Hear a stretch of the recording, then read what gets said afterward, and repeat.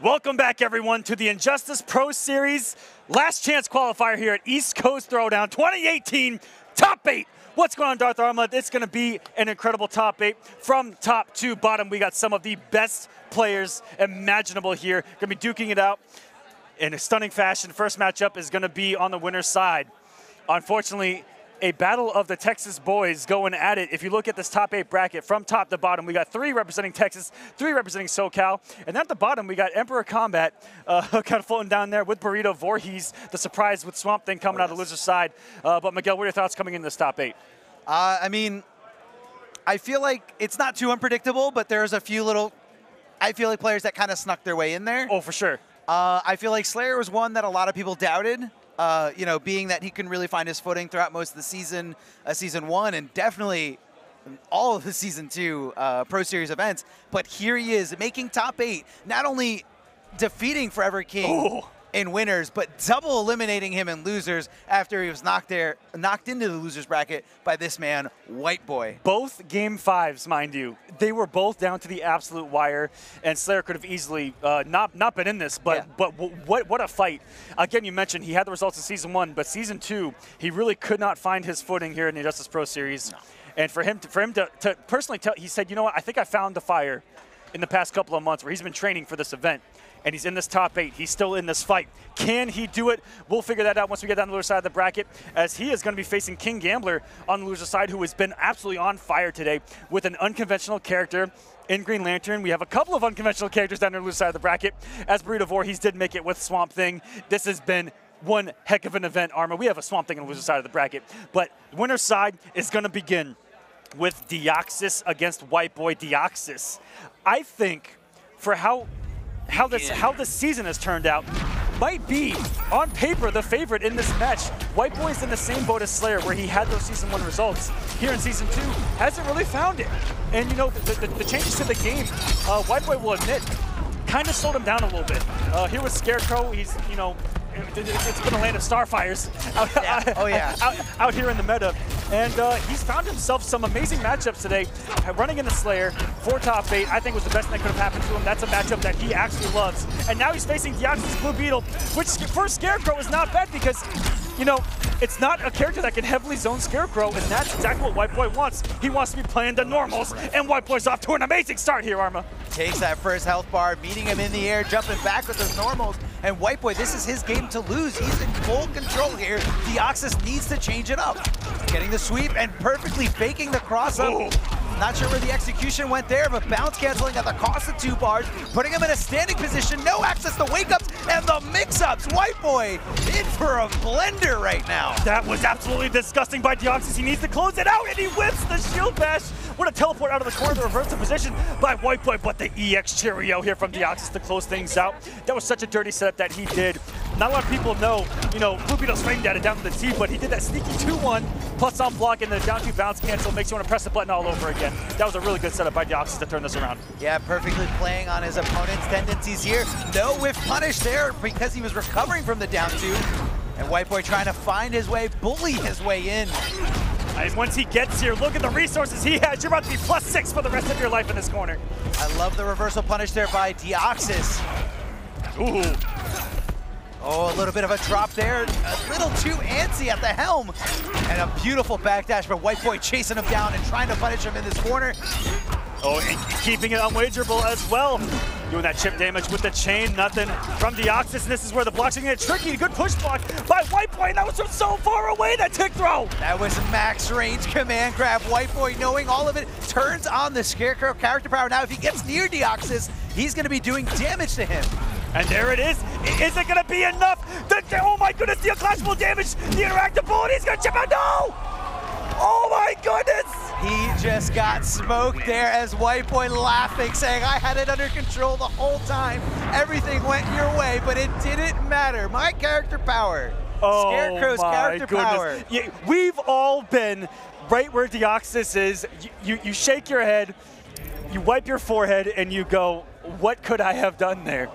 He tried. He really did try, and it was still active. It was still activated, and you know he just had to go for something.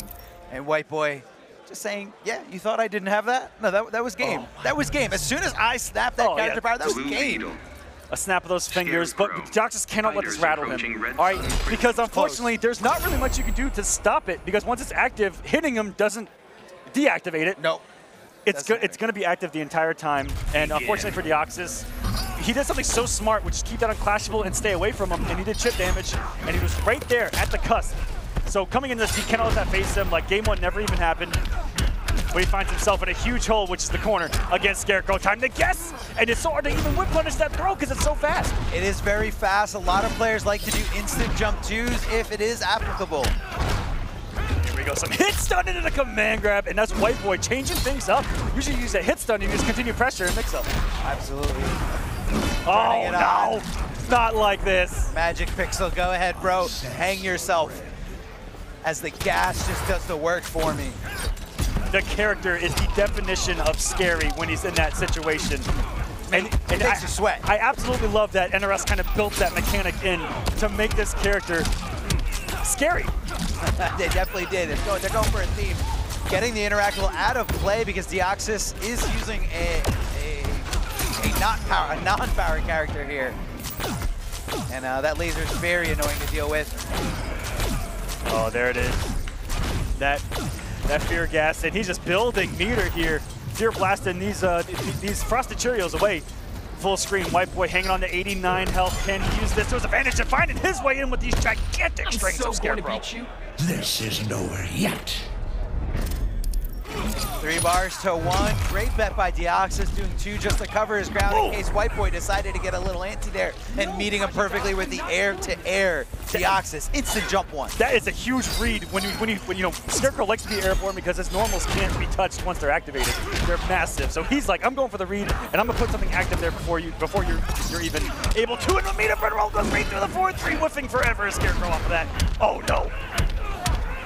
He just put Daddy in the corner, and here it is. Here's where you're so afraid. Get opened up. He's also got the trait fully activated if he wants to. Get over the reach, and he went into it! Perfectly whiffed it out. The air escape. Oh my goodness. Punishing him as he lands and leading into a full combo. WhiteBoi is feeling himself. He's trying to get into the grand finals. He's trying to qualify for that one last spot here, and he's looking so good. He looks like he's on his way. He's one game away from going into winners finals. It's a redemption story for him, coming from season 1, making the Injustice Pro Series finale, being that massive threat that we know him to be. Once this game came out, winning a huge major like he did at CEO, and for here in season 2, you know, not being as loud in these brackets, not getting those results, the consistent top 8s, they just haven't been there. And here it is. Here's him trying to make his return to that finale. He's only a few wins away on the winner's side here. That's it. Just a few wins. That's all he needs. And here is Deoxys, last chance here. He's got to win the next 3, and he goes to Catwoman. I don't know if this is a matchup-specific thing, but I don't believe I've ever seen Deoxys playing this character. Deoxys is usually, you know, he likes his Blue Beetle. His backup is Cyborg, and I've only ever seen him have that Cyborg, but I guess he feels that, you know, he has to play Injustice 2, which is pick a potential counter pick like Catwoman here. And look at this, just knowing that Scarecrow needs to take a huge risk if he wants to stop her from building that meter at full screen. But hold on, and catching on to tendencies here. But history might be repeating itself in this tournament. Slayer did the same exact thing when he was down, I believe. I believe that he made the switch to Catwoman and was unaffected by it. Is WhiteBoi, and he probably even welcomes it. He says, there's not a projectile anymore on the screen. I'm about to mix. About to go in. I'm going to put you in the corner and just do command grab loops and just never let you get out. But hold on. Deoxys has a lot of real estate, and I feel I'm seeing a comfortable Catwoman here. So I do believe he has it, but I don't think it's going to be enough to take on WhiteBoi. Oh, no punish there with the instant jump 1 from WhiteBoi. If Deoxys just played a little more patiently, but hold on. Who needs patience when you have a meter burn back 3? Oh, this is going to be close. Oh, no. This is all free damage, but the trade's going to get it for Deoxys, who's staying alive here against WhiteBoi. And I was about to bring up that WhiteBoi has controlled the space so well against Catwoman. He has not allowed her to jump in. He's actually covering the max jump 2 range with that instant air blast. Yes, he is very So smart. aware. Yeah, very. I mean, that's pretty much a huge portion of playing fighting games is understanding what your opponent wants to do and when they want to do it. And if you saw the mind game he played, he would do that instant blast, and it's keeping Deoxys grounded at his own jump distance. So next time, I saw him mix it up with him doing a jump 3 instead of the instant blast. That's going to keep Deoxys guessing here. And he's going to escape. No! Gets caught by a couple of normals anyway on the air escape attempt. Big damage on them. Is Deoxys coming off all 4 bars for air escapes? No. Going to eat the damage. I think Deoxys looking for another moment to clash, and there it is. This is for Bruce. That sounds terrifying. That didn't sound terrifying at all. And Deoxys, you know, he's guessing when to jump in. WhiteBoi is putting up that no-fly zone that he just walked into. Perfect. Oh my. I mean, if it is a bad matchup, WhiteBoi knows how to deal with it, but hold on, not recognizing that last and final hit, but when you're down to nothing, there's really very little that you can do about it, and WhiteBoi feeling himself after that 3-0 victory over Deoxys. Deoxys, probably one of the favorites to win this entire tournament, just got knocked into loser's bracket by WhiteBoi. And he's got the long road down on the loser's side of the bracket. WhiteBoi, very convincing win. Just so you guys can understand, 7 of the 8 matches for top 8 went to game 5. 7 of the 8. They want it. And that only stopped when Swamp Thing won 3-1. I don't know. But for a 3-0 to happen already out of the gate, like we talked about, we're in the Wild West here at Last Chance Qualifier with everyone who qualified not being here. Anything can happen. Anything. And for a 3-0 to kick us off, that says something about how WhiteBoi's feeling right now in this top 8. Yes, he's back. He's back. He's in top 3, guaranteed no matter what. Only a couple of wins from getting that last finale spot. He's already been there. He's the veteran here, and he just looked like it right there in that win. He definitely did. Pure confidence. That is the look and determination of a man who just feels like he can do this. This is his day. This is his night to finally qualify and get flown out to Chicago to compete for some real cash. And unfortunately, having to defeat one of his own statesmen down there in Texas, in Deoxys, and another regional kill coming up next, because winner's side was Texas versus Texas, and now we got SoCal versus SoCal, with Nubcakes going up against one of the dark horses and one of these surprises, not for a lot of us in the online realm, but Basics. Winner's side, top 8 against Nubcakes. He's been to 2 offline events this year, and I believe they were his first offline events ever. He went to Combo Breaker and didn't do well. It's tough. And you know, he everyone's out there. He said it's a completely different environment, it's a completely different monster, as all of us will attest. Sure. It's completely different. Went to Evo, did a little bit better. Still not the results that he wants and that he feels that he can live up to. The skill is there. I've seen it. But didn't get there at Evo, and he goes, you know what? I'm going to keep trying, and that was so key. I got to give a shout out to Basics for continuing to work on it, and travel. He's here at Last Chance Qualifier, and here we go. This is the Basics that I know himself wants to see and that we want to see. Offline, in a winner's side top 8, against Nubcakes, who is coming into this with a win online as well in the IPS. He won the IPS Online West event. Yes, he did. Got some good points, and he was just on the cusp of making it in. He was just right there, but unfortunately did not, and he finds himself here, winner's side, and he is going to be a huge threat because we know he has what it takes to win these events. Nubcakes, it hasn't transitioned to offline as well this year as last year, but we'll see what he can do here because the pressure, I think, is on him. Basics, again, Gamer's a dark horse under almost no one's radar, and Nubcakes is really one of the favorites here to win. So I think the pressure's on Nubcakes here to perform, and man, his match for top 8, again, a game 5 down to the absolute wire. We'll see what happens, because this is the biggest test for Basics in his incredibly young Injustice career. Yeah, no, super young, and here Nubcakes, look, man, he's been killing it. He's been doing so well this entire day, keeping his composure, adapting to certain situations, and you know, I don't think there's a matchup out there that Nubcakes doesn't know. You know, he is a lab wizard. He understands fully what to do in this situation. If you ever watch his past matches, him going up against Gur, it's usually a very, very close set here. So I feel like he's going to be feeling very confident going into this against the Atom. Now, the Atom really gets under your skin, shrinks down to nothing, and low profiles you for days with that down 3. If there's one thing I can say about Nubcakes, and I'm just coming to this realization, is that it reminds me of Samij, where he uses one character, And instead of looking for an answer, wow, what an instant jump Instant one. That was so Nubcakes to do, by the way.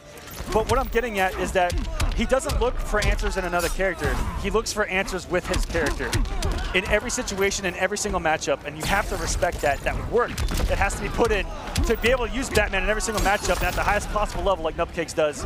And you can see the work being put in. We saw earlier, he's one of the only people in this entire scene to punish EX Molten Trap on block with an instant jump normal into full combo. Little things like that you're going to see out of Nubcakes that make him one of the best, if not the best Batmans in the world. Instant jump, yeah, that was absolutely insane. A very outside-of-the-box approach to punishing something that was definitely punishable there. But hold on, Basics off to a great start here, technically taking that first round, taking that first health here we bar. go. And this is free damage here for Basics. Hitting Nubcakes there with the overhead. Nubcakes trying to slide out of the corner here. And I think Nubcakes doing a great job of maintaining the trade and punishing correctly here, as we're just seeing now, waiting it out and just looking for the opportunity. I think Basics needs to be a little less stingy with that character power time. And 4-2-3 from Batman becoming a launcher in the corner. And no hit twice by Nubcakes, not committing there. Getting him burned, but he's getting the damage. And what a reaction, that teleport. I'll take you down to Micro Town. Don't bet on it. That takes some stones to do right there, Arma. He had 3 bars of meter. That could have easily hit him.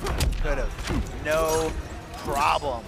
Ducking under all those batarangs. Those batarangs do hit as high, so Basics just kind of waiting it out. And what a perfectly timed meter burn gunshot. Better, but not good enough. I can't let Dr. Palmer down. I can't tell you exactly why, but that straight ray gun shot, that is a high from Adam. It hits so many people because your natural instinct is to walk forward towards Adam, and it catches so many people off guard. Yeah, not only that, but especially against a lot of projectiles, Adam is willing to take that trade. So if he times it with your projectile, that's going to be a trade that's going to lead into a full combo. And the character builds so much meter, does Adam. And what a game one we've got here. This has been the definition of back and forth. Basics reversing the sides too. That was so smart, but unfortunately, the last hit Nubcakes with the clutch block on the trade. Back 2-3 and activating the character power, the mechanical bat. He's got one more to go. There it is. Ooh! And what an anti-air, what an answer by Nubcakes. Great meterless damage here. This is Basics' last stand here. Can he do it? Nubcakes trying to get out of there. Okay, he's safe, needs to wait for the character power, but one mechanical bat is trying to win this for Nubcakes. Not enough damage. No damage, 61 off of the conversion. Mechanical bat, what a clutch block. Nubcakes is gonna take a #1. That was so drawn out. Such a lengthy fight. They were throwing jabs to each other the whole time. There were no haymakers in game 1 yet. Nothing. Adam. And again, Nubcakes' patience has been doing so much for him today. A very calculated, well-composed, patient player. That is Nubcakes. Batman. Fighters Willing to take the mix-up, Arkham Asylum. willing to wait for his opportunity, not too antsy about creating the opportunity. So we'll just sit back a little bit against Adam, let his mechanical back do the work. If it hits, great. Here's my chance to combo. If it doesn't, I'll keep blocking. I'll keep waiting. And you know what I've been amazed with this entire match is how composed both these gentlemen are and the pace that they're playing at. Very patient play by both of them. They're both looking for their opportunities. And for two guys that are coming from relative online success, to see them playing at this level offline, it's incredible to watch. I'm loving the back and forth. These guys are both playing outstanding. And it's Nubcakes with the early lead. The veteran in this instance. Can Basics come back? And looking fantastic so far. It looks like the pressure hasn't gotten to him yet. No, definitely has not. Basics willing to take this. And right now, I mean, the first game he started off great, just like this one, but Nubcakes ready to turn it around, and that's exactly what he did in the first game. So Basics needs to keep his composure. Oh, backdashing is not keeping your composure. That's you looking for the invincible way to get away from your opponent's pressure, and Nubcakes all over it. Yeah, what a read by Nubcakes, and I don't know what he was thinking. He does Put it away. There's no downside to doing that meter from 4-3, but Basics not want to deal with the plus frames, which is why he went for the backdash, if you guys want to understand at home. Exactly. Didn't want Nubcakes to have the advantage, so he decided to just do the evasive maneuver. Oh, no whip punish there. He just stared at him. I don't know why, but it's okay. It's free damage. He's only got a little bit of a pixel. That was so smart. That was so smart by Basics, canceling out of there, knowing he was going to air escape. Pass this hero test. And air escaping the last hit is the only way and not a lot of people know that, to punish the trade combo in the corner. If you air escape the last one, they whiff and they recover, and then you punish. But it was such an advanced mind game that Basics knew that's what he was going to do, and so he canceled out of his trade early and was able to recover before Batman the parry! Oh my goodness, Nupcakes all over that, and he is one of the few that has the stones to do that in this matchup as well, but I can't even tell you what kind of level intellect Basics was on in that corner. That was just incredible, and you know what, going out in style is Nupcakes, but once that wall was up, there was no getting to Adam without dying. What a game two. Back and forth like I talked about in game number one. Here we are all up, tied 1-1.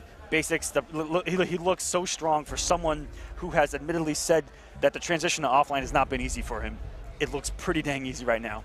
I mean, look, the one way to get over a problem is to admit that the problem exists, and that's how you conquer your fears. That's how you conquer the obstacles that are presented to you, and that is definitely a real thing that happens to a lot of players, and the only way to get around it is experience, experience, and experience. Oh my! Instant jump one! And he caught him with the bat full screen. Can I say, look at that knee? Look at that knee! Back 2-3, putting Basics to the corner here, and he's got 3 mechanical bats, and he just has the gall to just slam down on the overhead, but Nupcakes trying to get as much meterless damage as possible. What a conversion. If this is your first time watching Nupcakes, he is known for that instant jump one with Batman, and it is shocking how much it works. If you got the right read, it's gonna work. Because I think I've seen every other Batman, this is including yourself. I've never seen that really from any other Batman. He's just his own on that. It's definitely his signature move. Oh, looking for the jump there. Hold these plus frames, but for some reason didn't block the overhead in that second hit of the back 2-3. I would say instant jump one and back 1-1 slide. No, he loved back 1-1. Like back 1-1 slide, even when it doesn't have a mechanical bat to back it up, and if it's not for the first bar, like he'll just do it. Well, because a lot of players they don't want to block the overhead, so a lot of players like to backdash the gap and just chase it up down. Here is Nupcakes. And Nupcakes is also known for being a little bit more crazy with some of his decisions like that, where he just You don't look so big slides. to me. I mean, if you ask him, he says it was a read. It was a read. I knew he was going to do it. That's only if it works. Yeah, 100% if it works. But if it doesn't work, input error. Input error, always input error. Like that up batter. Did you see that up grapple earlier today? That worked. That worked. Yeah. No. Anti-air. Read. Oh, Jumping right jumping. in perfectly, just like a projectile. Just timing it and understanding when your opponent's susceptible to a punish. Oh, didn't miss the hit stun in the mechanical bat, and that's going to take away the mix-up there. Basics, look for the anti. If Nupcakes down 2 would have worked right there, I'd have been a little bit disgusted. But Basics is going to put himself in the corner, looking good for Nupcakes, and teleports have not worked. If you're looking at Basics, teleport might have been taken away out of the game, but that was such an early restart, and we've been seeing that. Unfortunately, from some of the veteran Slayer, hitting a couple of early rematches. I want to say, I was about to say, can we talk about how going instantly to restart is definitely an offline thing? And it looks like Basics is already transitioning to an offline player. Oh yeah, beautifully. Going to the offline tech, immediately resetting when you know. Start rematch. Yeah. Never happened. Never happened. Oh, Nupcakes. Very good block there by Basic. But again, doing a lot of backdashing in those, very questionable spots where he doesn't want to deal with a frame disadvantage. Ooh, Interactable getting stuffed with an excellent backdash by Nupcakes. He's going to get the confirmation into the trait, and we're going coast to coast, corner to corner, and walking into some hits done there, barely getting out of that up battering that almost looked like a read of a lifetime. I want to say he saw the battering and said, oh crap, I got to grab this Interactable and not get hit by it. Pounding down on the ground. And Nupcakes being so patient with the mechanical bat, and what a well-timed teleport. Entering the matrix on that mechanical bat. And look for the down 2. Knockdown's gonna be there, but what a push by Nupcakes, perfectly spaced. Knew that there was gonna be that space off of that knockdown, and he did this, what he thought was his most forward-hitting launcher, which was up battering. So smart by Nupcakes. Speaking of smart, meter burn forward 3ing right through the Interactable at the perfect time. Not too early, but just in time after the armor is gone from meter burning them Interactable. Nupcakes is now 1 health bar away. Basics does have a full stick of butter coming off a quarter of it for that potential launcher, but not working. He's going to teleport out of the corner. Luckily, Nupcakes wasn't scouting it this time around. He's able to actually move with it rather than getting punished, which we've seen so many times over and over again. Push blocking the plus frames and the mechanical bat out of here. Yeah, get that trade out of here. Does register as a hit, so it does go away for Batman. Ooh, teleport's working now for Basics. It's coming off that resource. It's coming off all of his resources. That's 2 bars just like that. To get that first health bar, though, absolutely worth it.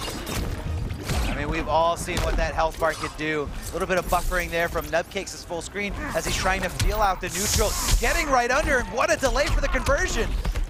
Oh, Basics puts himself in the corner at the end. He had to teleport out, and Nubcakes not with the punish.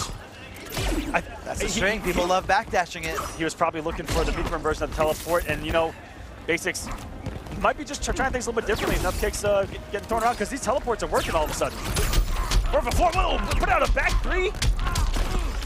Getting punished there, Nubcakes all of a sudden. Basics with the healthy corner position. Trying to chase him down as Nubcakes. That's kind of scary going at an Atom like that, where you could be walking into a down four, you could be walking into a stomp. Potential plus frames there as well. And now Basics is in the driver's seat to try to send us to our first game 5 of this top 8. Meter Bird gunshot, gonna do the unclashable, but he canceled it. I don't know why. Oh, he's keeping this unclashable as well. One more, and we're gonna go to our first game 5 of this top 8 on the winner's side. That shows experience. Now, Nubcakes, along with a lot of people, along with myself, thought, okay, here it is. He's going to go for the guaranteed unclashable damage, but instead canceled the second hit, dashed up, and hit him right on the toes as a low. I didn't see it coming. Nubcakes didn't see it coming. And Basics tying it up here 2-2. He's in this. Who sees a microscopic mix-up incoming anyway? It's not fair. It really it's isn't. Not fair. He's an Atom. Coming at you with a 50-50. It's hard to block. Let's just be serious here. We got ourselves our game 5. Let's go. Basics getting the first hit. Nubcakes got to do a little bit of catch-up work. Hopefully those mechanical bats are going to help, but they're not in this situation. Going to keep the combo with no mechanical back spent. Instead, he's going to hold on to him, look for his opening. Oh, doesn't catch the backdash. Oh, these trades are working out, but it's gonna be enough. Oh my goodness! That went into the active side of Nubcakes, taking the punish and back down to earth with that thunderous overhead off back 1-1. Basics going for a lot of backdashes, and I feel like Nubcakes isn't really, maintaining or making him, be scared to do it. I want to see a little bit riskier reads from Nubcakes. And he is known for those. So, and in a game 5 situation like this, where Basics has the lead, and talking about Basics coming in, this is the pressure moment. You're in a game 5, winner's side top 8 at the last chance qualifier for the Injustice Pro Series, and it looks like you actually are the more mentally prepared player. Insane. It is insane, especially seeing that drop from Nubcakes. Just kind of a little bit of an error, an execution error. Going over to the other side, hold on. Doesn't matter if you meter burn that ray gun. If no one's home, I know you can it's going to do you no good. Championship caliber meter burn roll right there by Nubcakes. Working out for him, but walking into a pound on the forward dash, getting punished as we're going to go to a final health bar apiece. Game number 5 for winners finals of the last chance qualifier here. Stomping him out here. Nubcakes just trying to get through all these projectiles, all these obstacles that he's presenting, but it doesn't matter. Trade is up, and that's all that Basics is looking for. Going for a super. Oh my goodness! And what a move there. Any little gap that you have in your strings, in your pressure, if your opponent has super, you better watch out for it. But I don't know if this is a little too early here, because if he goes into a clash, he's not going to be able to contest.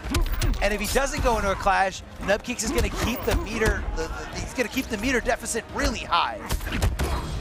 Ooh, good push block, but still 2 bars to none. Trade's activated. He has to keep a single hitting.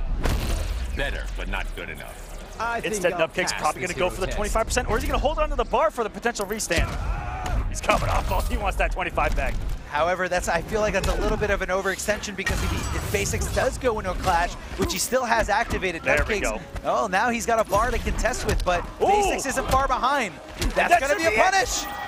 No bar. Hits done. What's it going to be here? The mix-up, the back 1-1 working out, but no commitment by Nubcakes. Is this going to cost him everything to parry the low? And Basics with the comeback and the, dare I say, upset in this top 8. He's going to move on to winners finals.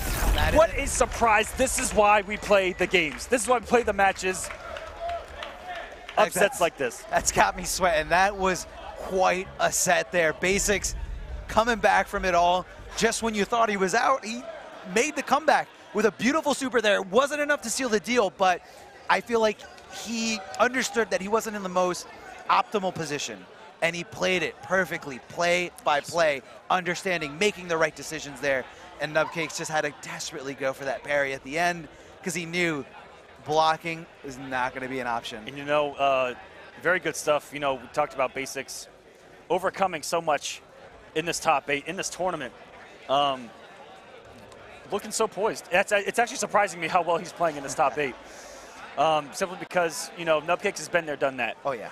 And for him, that might be the biggest win I've ever seen of someone's career, you know, today at least. Oh, yeah. Huge win for him. He's going to be in winners finals, and it's not going to be a battle of veterans in that winners finals. It's going to be when he's young and uppercomers, dark horses at the event, going up against WhiteBoi, who is in a great position as well. And in an interesting matchup that's been debated in this scene, which is Scarecrow versus Adam. But Basics also plays 100 characters. So you don't know who he's going with. And we're not too sure. I did not expect him to go Brainiac for top 8. And looked incredible with Brainiac. He also has a dark side. He also has a Starfire. And WhiteBoi's, I think one of WhiteBoi's weaknesses right now is Starfire. And I fully expect Basics to play like a savage and go for a potential counter pick in that situation. I mean, you got to go for any advantage that you can find. And, you know, that's the reason to play multiple characters in any fighting game, is to use them at high level in high tense situations to your advantage. But on stream, ready to play for you guys, we have Slayer going up against King Gambler. King Gambler had a great showing on stream earlier today. I believe he double eliminated Sue Neo. Yes, he did. And, he actually had to beat King Tiza in losers finals. Tiza actually eliminated Sunio on the loser side of the bracket. Insane. Insane. Absolutely insane. Tiza doing really well. And wait a minute. That's a buffer. That was a buffer. It was a buffer. It was a buffer. Slayer with the buffer. Looking to get into King Gambler's mind early. He knows this is a young player, and Slayer came into this confidence. He says, I'm the veteran. I've been there, done that, and I've lost everything you can lose in this game. I have no pressure. He's playing to win. He is playing to win here. Choosing Black Adam in this situation, not really jumping in willy-nilly there, as King Gambler expected, as he puts in that down two a little preemptively. Pressure's on here by King Gambler. What's going to be? What a jump by Slayer to get out of dodge. Interesting decision-making, great punish there by King Gambler. Didn't even mind if he had to spend the meter. I think he just wanted to get his hands on him. But Slayer going in and backing off, waiting for the character power. Never mind, a little too far away from the corner for the conversion. That looked like it was the moment King Gambler decided to crouch. That pressure, that's going to be the first bar. Slayer looking so strong. What is kind of scaring me right now about Slayer is that he's not afraid to stand in your face and press a button whatsoever. It's kind of scary how offensive Slayer's being today. That's definitely the Slayer playstyle. When him and Thea were both playing Superman, that was the main difference between those two different characters, or the two different same character in those two different characters' hands. Slayer, the aggressive one who just wants to go down your throat and forward 2-3 you, and Theo, the more composed, waiting for his opportunity. Very zone-heavy method with that Superman as well. King Gambler needs a monumental comeback. I don't think he has the damage here. 5.1 remaining, and the meaty not working out. The wake-up cage, or wake-up lightning cage working. Feels like old times. Except this time you die. I heard that move didn't work. I heard Black Adam had no wake-up. And I love Slayer's decision there, because he's in this... Now, if Slayer loses this match, he's only going to have himself to blame. Instead of going for unclashable damage, he decided to teabag and press down two right in his face. That's another dive kick working out. King Gambler on his approaches might have to be holding forward rather than down forward a couple of times. You know, it looks like he's just getting caught off guard with those instant air dive kicks that Slayer's throwing, not from full screen, but like at that mid-range. And here is the switch from King Gambler. We haven't seen it all tournament, but this has been the character I've seen him play the most in the past couple of months. He's a regular on War of the Gods, does really well, and it's been with Fate the past couple of months where he's found his results. But Green Lantern's been doing the work until now, where he's going to make the switch. And in a matchup that's also pretty debated. You know, early on it was, you know, Black Adam destroys this character simply because of mobility and, you know, all the strikes and the counter zoning tools that Black Adam does possess. But it's been kind of a different story of late, where it could be kind of evenish. I'm not going to sit here and take a side, but we could have ourselves a match here. We could see, and there's probably going to be more to discuss about the matchup later on after this result. But Slayer, you know, not off to a great start, but looking for the trades here. And I want to say, as long as you don't get hit by that meter burn projectile from Dr. Fate, I think you should consider that a win. Oh, and the reaction, young man reactions from King Gambler right there, meter burn from meter burn. And he's going to have enough to close out and get some. Oh my goodness. I have projectiles, I have orbs, but instead I'm going to toss this sandbag. That's the one projectile he doesn't have, which is the aerial one. You know what? He found it anyway. Sometimes it's there, man. Sometimes it's available. These guys are pretty much neck and neck here, all tied up on bar, on health. And King Gambler looking for anything but that trade. Slayer finding his opportunity, finding his way in, possibly go for a shimmy. And again, King Gambler just kind of squirming out of those strings, thinking that Slayer's not going to do a cross-up. Order shall prevail. Superman would disagree. The dirty, dirty cross-up. That's a snake bite out of the grass right there, coming out of nowhere. That's a strike. Slayer looking to inch his way in. Ooh. Not a big enough hitbox to catch that 4-2 of Dr. Fate right there. Yeah, he definitely gave him a haircut. Or a magic cut. Little modification of the helmet. Woo! Huge beat up for Emilio. Oh my goodness. It hurts. King Gambler. It hurts. All of a sudden the orb. Walking into it. Thought he was going to throw another Almond Raw Blast, assuming right there. And we got ourselves a match with the switch from King Gambler. After Slayer took that heavy unclashable damage, I just felt nothing but desperation from him. He saw the 4 bars. He says, I need to spend this right now, and King Gambler all over it. You know, he really had no reason to go in. He still had a little bit of health to work with. But again, Slayer being the antsy, aggressive type of player, of course he's going to need a burn roll the first chance he gets. And hold on, take a look at this spacing here by King Gambler. Using one of the biggest normals in this game with that Dr. Fate back to it, puts up a wall. Safe, launching, anti-fly zone, everything. Hold on, it's a little slow there as Slayer just demonstrating it, stuffing it perfectly as he takes to the sky. Oh, looking for a shimmy. Ooh, beautiful whip punish by King Gambler. He did a jump in and he walked back. That was next level right there. And he actually caught Slayer being aggressive with that back three, trying to stop the pressure immediately. Oh no. Oh no, we got a bomb set up. Good blocks by King Gambler, not falling for it. The down one, checking, not sure if that's whip punish or not, might have been, but Slayer going down early. The switch by King Gambler looking good so far. Held on, Slayer finding it, not finishing the combo, not finishing his plate as King Gambler runs away with this little pixel. Why resist the inevitable? Fate stops for no man. I mean, may have fallen for the curse we've seen so many times this tournament, which is Gambler having the 2 bars looking for an air escape. An interesting choice there by Gambler. Didn't want Slayer to get any kind of momentum back. Foot dives his way in. I respect anyone who says you're not getting anything back, and I don't care what it costs me. Yes. That just sends a statement early on. Oh yeah, it definitely is, but hold on. Slayer trying to make this comeback. Ooh. Back-to-back Palpatines. Big whiff there. Half expected Slayer to put something out there. Do a check with the down one in the corner. We go. And King Gambler has multiple times tried to press a button through the strings. I'm not sure if he's trying to press a button or if he just doesn't want to block. Maybe he's trying to backdash. But for some reason, on those 3 hitting strings, he keeps flinching. It's a scary situation right now for both these gentlemen. Went for the anti-air, getting absolutely stuffed by Slayer's jump 2. And he had the bar built, but I don't think he believed in that situation to go for the launcher. Big damage coming out of Slayer, coming out the resources, and he's going over the shimmy. The back 2 out here by King Gambler, and the big damage came out of nowhere. What a swaggy ender to take the lead. King Gambler on the verge of eliminating Slayer. Slayer just going for that last and final mix-up, jumps over to the other side, and I think he just thought he possibly would go for a backdash, throws that low lightning, and Slayer down to his last game.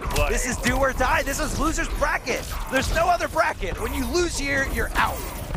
And you know what? First place is that's it. Winner go home the entire event.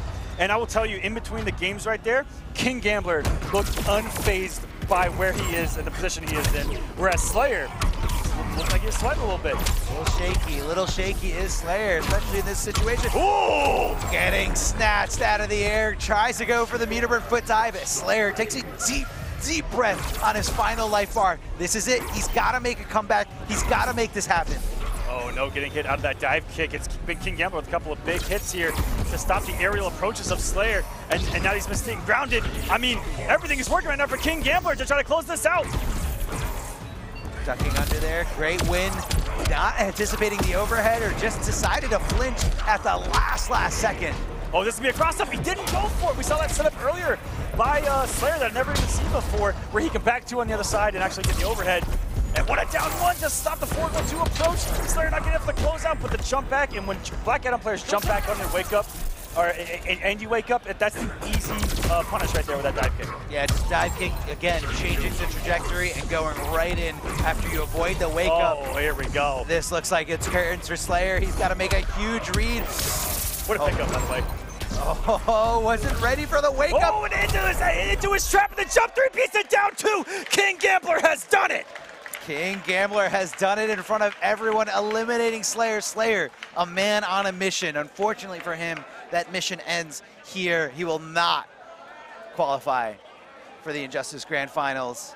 Goes home with 7th place here. Made a showing, showed that he was still in the running for doing so, but just not enough over King Gambler. And I think King Gambler is just playing so well today. This is his day. And you know, coming into this event, he traveled a lot for Injustice 2, especially here in Season 2. He traveled a lot.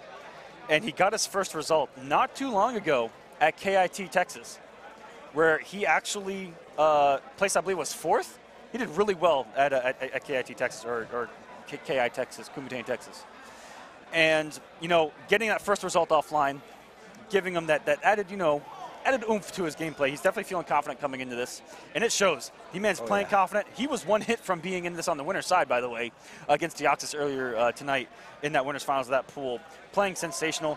I love that he has the multiple characters. You know, the Green Lantern didn't work out. Made the switch to Dr. Fate, getting the job done. Really good stuff from King Gambler. Looks like he's in a great position to make a run here in loser's bracket. He made it no problem. The adjustment was like nothing. You know, maybe he's just a little used to it from playing online so much.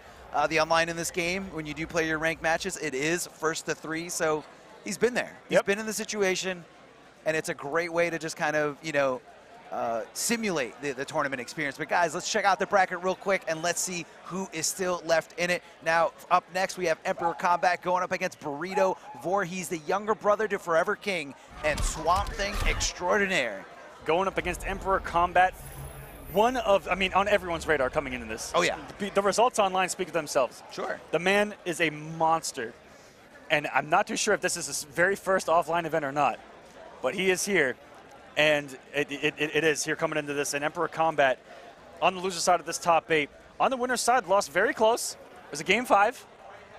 And on the loser side, making it in here.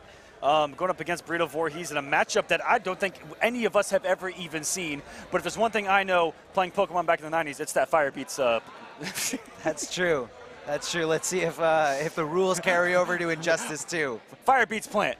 But let's see. Easy. Let's see if Swamp Thing coming out of the swamp waters is going to protect him here against the burning.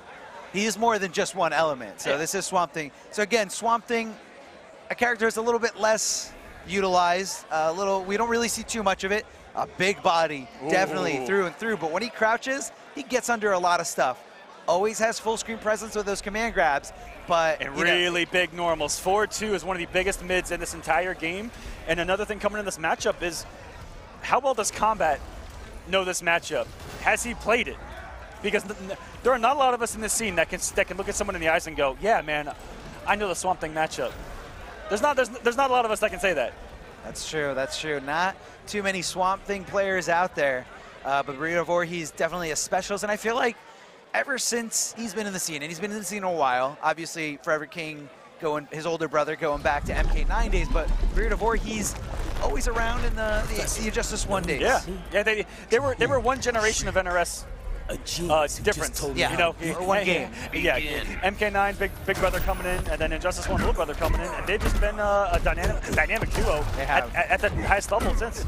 And Burrito Voorhees in this game making a huge change in kind of, you know, how he wants to compete, which is he just wants to play what he has fun with. Oh yeah. And you know what? Everyone at home, y'all can hold that. The man's here having fun and getting placements.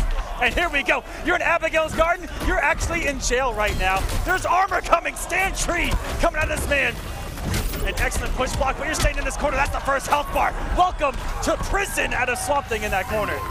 Giving him the little elbows there, but hold on. Meteor back 3 to desperately get out of the corner. Hammer utilizing his resources. I don't know, man. What's going to be the mix-up? Burrito Voorhees not knowing how to block. Doesn't block the fake cross-up.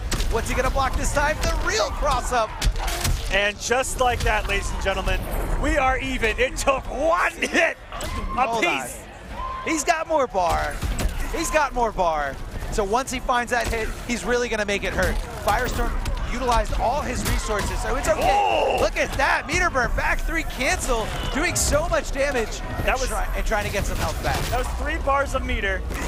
Went back to being full health, and now Combat's already halfway dead. His command guard's doing so much damage. And one for the stagger. There is a gap in back 1-1-3, I believe it is, but it's plus on block. And I think Burrito may have just got caught thinking Combat knew the matchup. This command guard's gonna be close to the kill. One more, the punish is gonna be in the stand. What he didn't make it a clashable. That was so smart, Burrito Voorhees coming in. Swamp Thing is on the map. Swamp Thing is here to stay. Burrito Voorhees up 1-0. And look at the composure that that man has. He's just not fazed by it at all. A high 10 situation, and he just does it like nothing. Oh, he's the veteran here. He is. So poised. Nothing to lose. He says, I'm playing Swamp Thing. You think I have something to lose here? I already lost. I already lost at the character select screen. Oh, nothing in the hit stuff from Combat there. Might be a little bit shaken here. I think I would be shook in this situation. Hold on, never mind. Combat doing a great job. You know, obviously sniffing out the command grab, but recognizing that the command grab did whiff, and he really made him hurt for it. Really good check by Burrito, by Combat. All over the check, you know. Everything that he goes into off of 4-2 from Swamp Thing isn't punishable, but the mix-ups aren't that real, you know. You just gotta wait your turn. Yeah. You have to wait your turn. Swamp Thing's got some great normal range here, so that's really going to play a factor in this matchup.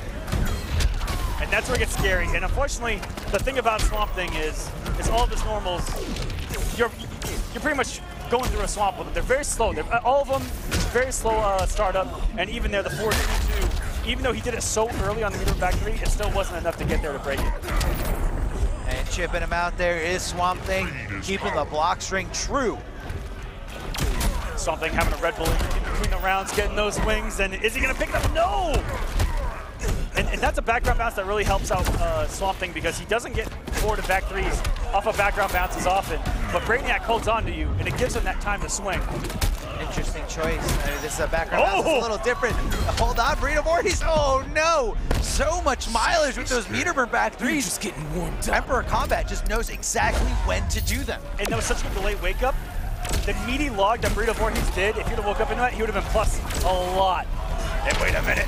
Welcome to Guessing 101, level 3 by Emperor Combat. That's going to do it 1-1. Wait a minute. That's plus a block with the reversal. Combat, a little bit of a savage right there. I mean, you got to do it, you know. Even blocking was not going to be an option. Go for the faster option. Go for the faster reversal special move. That's one of the fastest reversals in the game. It's quick. It's quick and in your face. And look at these guys are not phased at all. Whatsoever. There's so much pressure. This is it. This is the losing bracket. Honestly, Burrito Voorhees looks like he's at the World Championship Series of Poker right now. That man is stone-faced. But, you know, in that situation, Burrito Voorhees had the plus frames. I don't know what he did, but I feel like with the plus frames he had, like a standard or something, we're going, oh my God, that's some damage right there. And every time he's done forward 2 in the past, 2 minutes, it's gotten annihilated by the back 3. It has been that, again, that meter burn back 3, the range on it is so incredible. And Combat with the read, knowing he was gonna go right in for that dash and just decided to Molten Trap right in front of him. Now that Molten Trap does not automatically track. He has to specifically place those all over the map. I will say, man, that has really been the only difference so far in this match, has simply been those meter burn back 3s by Combat against those 4-2-2s. That is why Combat is in this match, I think, so far. Every single time. I have expected it right there from Combat as well, but even more patient this time around is Combat. Fire will not be enough. We'll get more creative. And spending one more bar, that is gonna hurt, and that's gonna leave a really bad taste in Burrito Voorhees' mouth. Activate Abigail's Garden. Needs to be careful with these projectiles. Abigail's Garden does get the command grab armor, and it hurts. It does. It does, and it can grab you from almost anywhere on the screen, and he's just whiffing it so much. Burrito Voorhees needs to take a step back, He's getting a little too antsy and just whiffing right in front of him. Fighting games one-on-one, you need to understand your spacing. You need to not whiff right in front of your opponent because a great opponent will whiff punish you.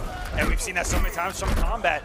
And you know, let's see if Burrito Voorhees can turn things around, but what a start to Combat, getting first hit, and now already with the health lead, with the space built where he can look out for that forward 2, and he's building that trait. And with that health lead, he's going to be incredibly comfortable right now, Combat. Woo. Oh, down one into the star. Fish here. But Burrito Voorhees bringing him closer and closer to the corner. This is where he wants to keep him. Lost his composure there, but he's got so much meter. Look at all these resources. Woo. He's gonna make this hurt. Abigail's guarded. Oh no, he accidentally side switched. Beautiful meter burn roll. Make sure that guarding gets spread around nice and evenly through this corner. Taking his time and throwing that armor right in his face. Oh, here we go. Burrito's starting to make some great reads of his own. What an anti-air! Are you kidding me? Snatched out of the sky. Burrito Voorhees on point right now. 1-1 anti-air into the up throw.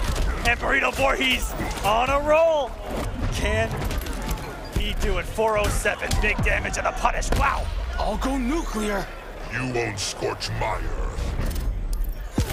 And a great presence of mind by Burrito Voorhees, knowing that Emperor Combat wanted to rely on the clash there, so he knew he was going to do something risky that could get punished. Hey, here we go. No buff for Burrito, but this is all free damage.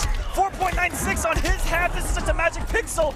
And I mean, at this point, the air escape is all Combat has, and something, if he gets a clean hit, can do some massive damage. And he's tried to cancel that forward too, but still not enough to break the armor fast enough on the back 3. The speed just isn't there for Swampy. Definitely isn't there.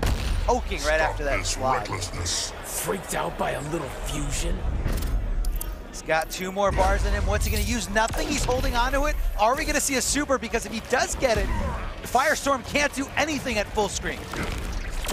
Came out the resources. Big whiffs by both of them. Oh my goodness. And no bar, and now Burrito's gonna start swinging. Doesn't have to worry about a back 3. Meaty's with the command grab, and what's gonna be for breakfast in this corner, the huge overhead and a tick throw. So close, is he gonna do it? Are we gonna go to a game number 5 once again? He gets it with a down 1. Swamp Thing with Burrito Voorhees. Never thought I'd see this, Arma. I didn't think I was gonna see this either, and look again, the pressure not phasing these gentlemen at all. Burrito Voorhees is just like, this is another day in the office. I can do this standing on my head.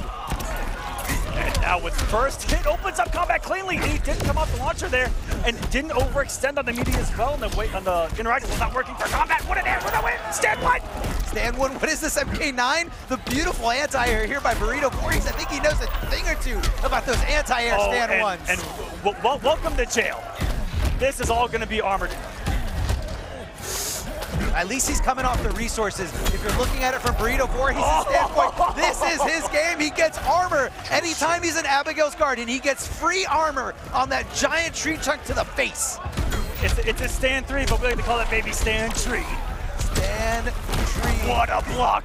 That's plus as well on block. We get hit by all of this. Hit stun once again. Can't Combat close his first health bar. I don't think he has it. He had it just enough to get the hit stun with the level 3 activated. Great reactions there by Burrito Voorhees, but getting a little too antsy at the helm there, trying to get out of the Molten Trap. What's he gonna do? It's not, a charge is not gonna be enough to chip him out. And again, Burrito Voorhees hanging himself by miscalculating that spacing. Not in range, don't press those buttons. 1 health bar apiece, and stop jumping at me, says Burrito Voorhees. Does have to watch out for the 1 bar right now. Oh my goodness, I lied right to your face. What a clean open up by Combat. Burrito Voorhees half expected him to stay grounded there, respecting all that armor off Abigail's garden. And he has baited out the meter burn back 3s these past 2 games. The adaptation is there. There it is, the Molten Trap. He knew he didn't have the bar to meter burn it for the second hit. And beautiful punish by Burrito Voorhees. Can he make this happen? And that was one time Combat did that back 3, didn't meter burn it, and it would have worked. Level 3 is activated. And he's gonna cancel it! And the meter burn, Burrito Voorhees has done it with Swamp Thing! Keeping it unclashable, meeting him with that 1 normal, and bounce canceling into that unclashable meter burn back 3. Burrito Voorhees, what a god! What more can you say? Look at, he doesn't matter to him. He's like, I didn't do it yet. He said, who's next? Who's next? I will be okay, I will be happy when I win this entire tournament. But right now, There's a mission at hand. That was absolutely incredible. You guys are witnessing something special here. We just saw a monumental upset. Huge. Two ways. Combo is coming as a favorite just as a player, but matchup-wise too. Because looking at it, you know, everyone who's involved in the competitive scene can look at that and go, there's no way Swamp Thing wins that, right? I mean, if you ask Swamp Thing players, yes, there's no way they win any matchup. Any matchup, that's right. Where's Decay at He's there. Decay's watching. To downplay this character. He's in the crowd. He's in the crowd flexing on us. He said, Swamp Thing, baby, let's go. Whew. That was insane. That got the heart going there. Game 5, the comeback. But what a story for Combat as well, where, you know, that was not the result that he wanted coming into this. And, you know, I mean, if you're here, you don't want second. You want first. Second gets nothing. It's first or bust here, guys. Nothing. There is no top 3. There's no top 8. There's only first. Well, Savagery 101. Welcome to the Last Chance Qualifier. That's there it, can man. be only one. That's it. And right now, if you're looking at the results, if you're looking at how well everyone's playing, WhiteBoi sitting in winners finals, going there 3-0s after 3-0s, 3-1s, doesn't matter. WhiteBoi feeling himself, and I feel like I haven't seen anyone go toe-to-toe with WhiteBoi yet. Mm-hmm. Oh yeah, so far it's been really clean. You know, other than the winners finals of his pool, you know, he's been coasting since and looking really strong here in this top 8. And again, what's cool about that winners finals is that there's a lot of unknown coming from basics. I think that's a weapon that he can use against WhiteBoi. Could be. I think WhiteBoi has no clue who's going to pick against him. I mean, if I'm being honest. They're like polar opposites. Again, WhiteBoi pretty much sticking with Scarecrow, except when Deadshot was a really strong and viable character in the meta. But for the most part, it's just Scarecrow. Mm-hmm. Basics, who knows? Who knows who he's going to use? I'm sure he's got this figured out. I'm sure he looked at an entire LCQ bracket and said, who do I have to run into? And how can I study all these matchups? Absolutely, and what WhiteBoi does have a secret weapon he's been working on for a long time. We haven't seen it yet because he hasn't been pushed to the limit. Well, you know, really outside of that winners finals of the pool, but Scarecrow's such a good. But yeah, very, very secret character that could come out that Basics is also very familiar with.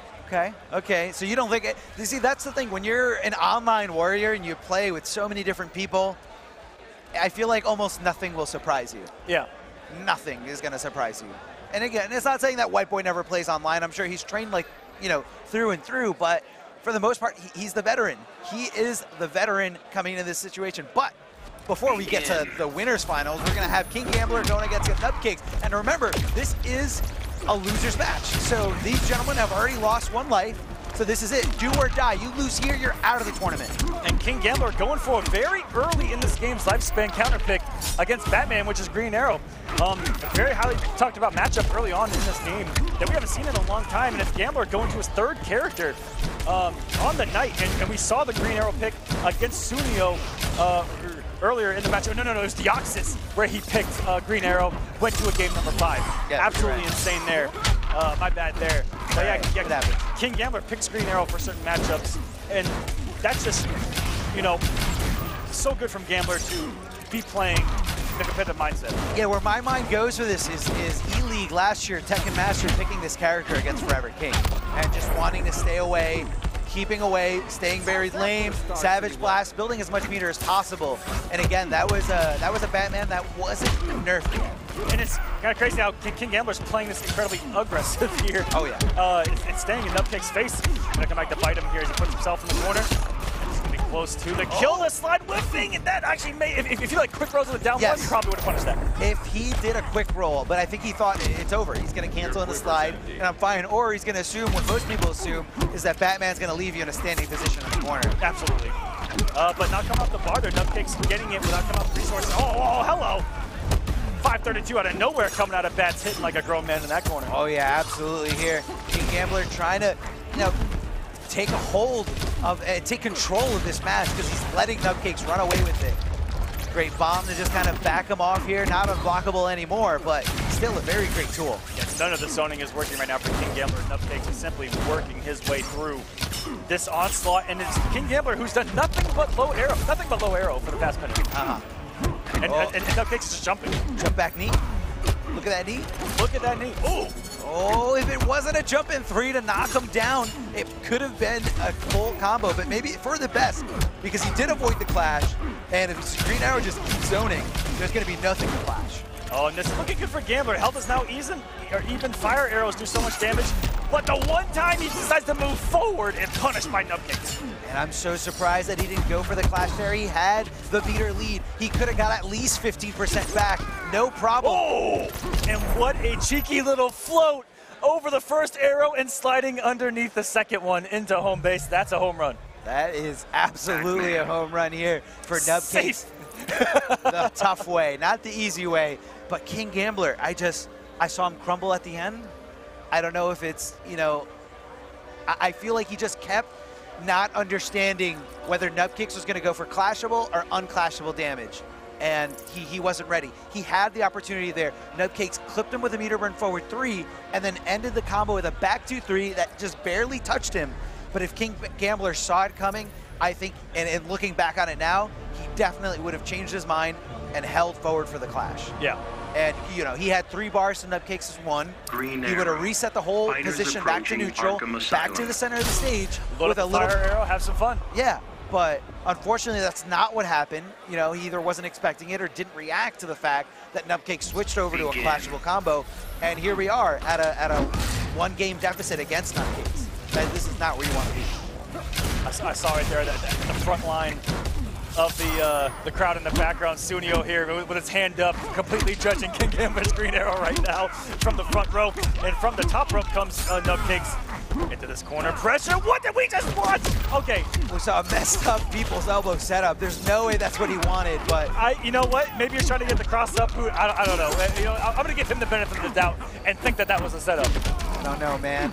The walk speed, maybe this was Injustice 1 or the walk speed wasn't too great, but this is Injustice 2. We walk out of those. Do better. 4-2-3, and wow, what a reversal. So I think he just picked up on a tendency of Nubcakes because twice in the last game he did 4-2-3 backdash. And so I want to believe that was a really good read by Gambler. Man, I chunked that one. Push yourself harder. All right, he's got 3 bars, decides not to use any of them, and I think King Gambler would, you know, because he didn't have the room to get the 15% back, but instead he's going to hold on to all his meter for the resources, for the ability to meter burn the bow here and extend the combo, for push blocks, for anything he possibly could use it for. Air escaping, but Clash is no longer a factor, and he gets snatched there by the straight grapple. Nubcakes looking like a maniac right now. That was a massive read right there to continue to put the pressure on King Gambler here. Push block, didn't want to deal with that buster. Gambler right back in the same situation. Nubcakes is happy he came off the bar, and now King Gambler is bleeding on this health bar. No, okay, coming off the air escape, and Nubcakes almost getting the full combo off that as well. And look, oh my God, he whiffed the knee, instant jump knee. I've never seen him do that. I've never seen him get to like the 14th level intellect. I've only seen him get to 13. That was number 14 right there, where he whiffed that instant jump 1, and your natural instinct when you see an instant whiff normal is it's your turn. He said, no, not today. Today, I got some special moves for you. I got some meter burn cancels for you, and no way King Gambler is going back to that Green Arrow right now. That is a look of dread. That is a look of, I just wasted 2 games by picking that character. What can I do? I'm at a huge... It looked like Nubcakes was mad how he won that right there. Like in between the rounds, I can't get a read on Nubcakes at all. Keeping his cool, man. Yeah. Very composed player, very patient player. And same thing about his emotions. He's not going to let anyone, no one at home, not his opponent, no one know how he's feeling. And now the switch to King Gambler, and you know, if he finds success with Green Lantern in this matchup, it's all about the what ifs. Yeah. Early on in the set, if you're going to come out of the gate with a character who's gotten him here. Oh yeah, definitely. I'm definitely a big fan of King Gambler's Green Lantern. Really the only one left in competitive play, hitting him out of the sky with the 3.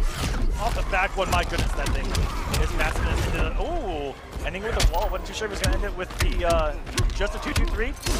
We'll see the corner of the wall. It actually is a hard knockdown. Yeah. You can't tech roll out of it, so extra damage for the same result. Why not? For the same knockdown, absolutely. And he actually tried to pull a nub kick in the corner and he got burned for it here early. He went for that instant jump one. Love it. Green Lantern players are the best at doing that. Ooh. Very active move that goes active all the way down. And here we go, a standing position. What's going to be the mix-up? Yeah, I was actually watching Nubcakes warm up for this top 8, and he was warming up setups off of when they block back 1-1 tray cancel. He was labbing everyone's options off of that, and that down one that you see him check with, if you disrespect back 1-1 tray cancel in the corner, he's got some surprises for you. Oh yeah, I bet. I mean, back 1-1 tray cancel is plus. And when you're right in the corner, you're right next to Batman's face, so all his limbs are going to reach, and they are usually going to be quicker than yours. All right, stepping hard knockdown right in the corner with a back 1-1-2. No mechanical bat just yet, and just did not confirm. I guess Nubcakes didn't believe, or he's just, you know, a little nervous. I mean, this is do or die, but still unclashable damage. The down 2, meter burn back 3. Every time he gets hit in these situations, he just slides right back. He says, you know what? I'm going in. You are not getting the momentum on me. You can slow that down and just swing in here. Both of these guys back and forth on trade, on hit.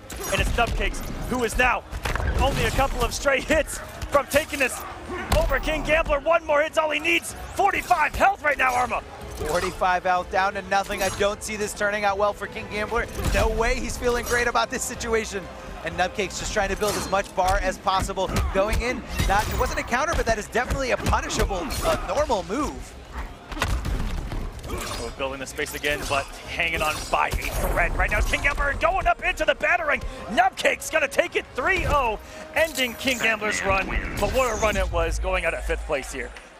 It was here. King Gambler surprising a lot of people, surprising me by eliminating so many heavy hitters. Oh my goodness, I just realized what's happening next, Arma.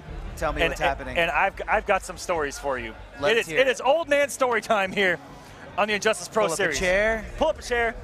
Yeah. Papa Aquaman's got a story for you about this next match. It's going to be Deoxys going up against Burrito Voorhees. And I'm going to tell you guys at home, Deoxys is scared out of his mind right now. Scared.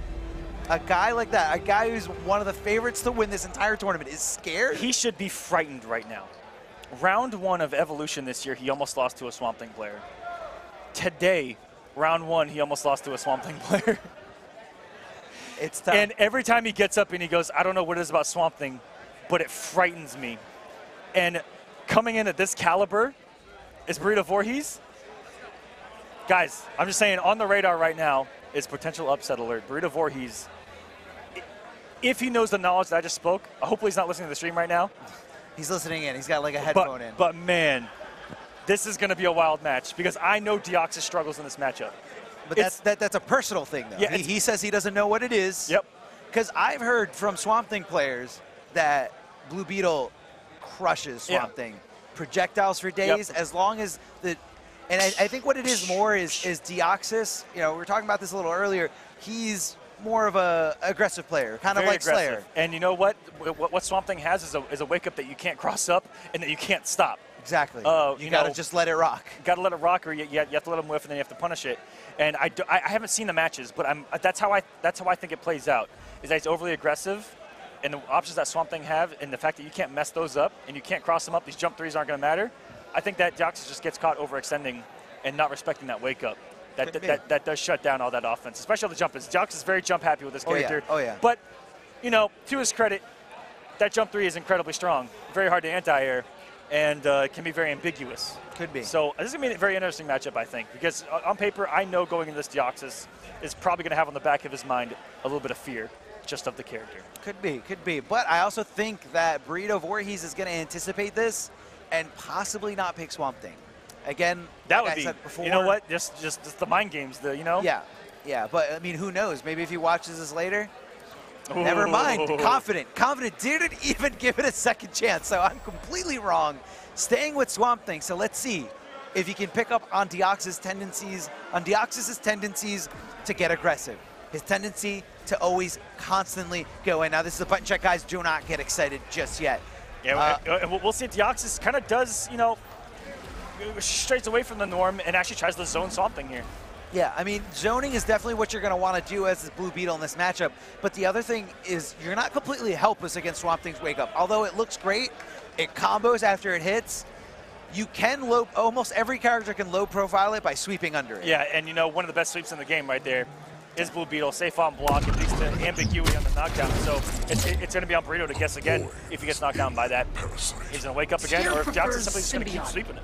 It's true. It must be removed. That cute little bird. Oh. Oh, jumping in is Deoxys. I don't think he's trying to zone. I think he's trying to get aggressive. Throw.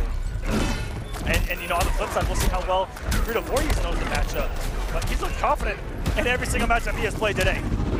Oh, checking him there with the down one.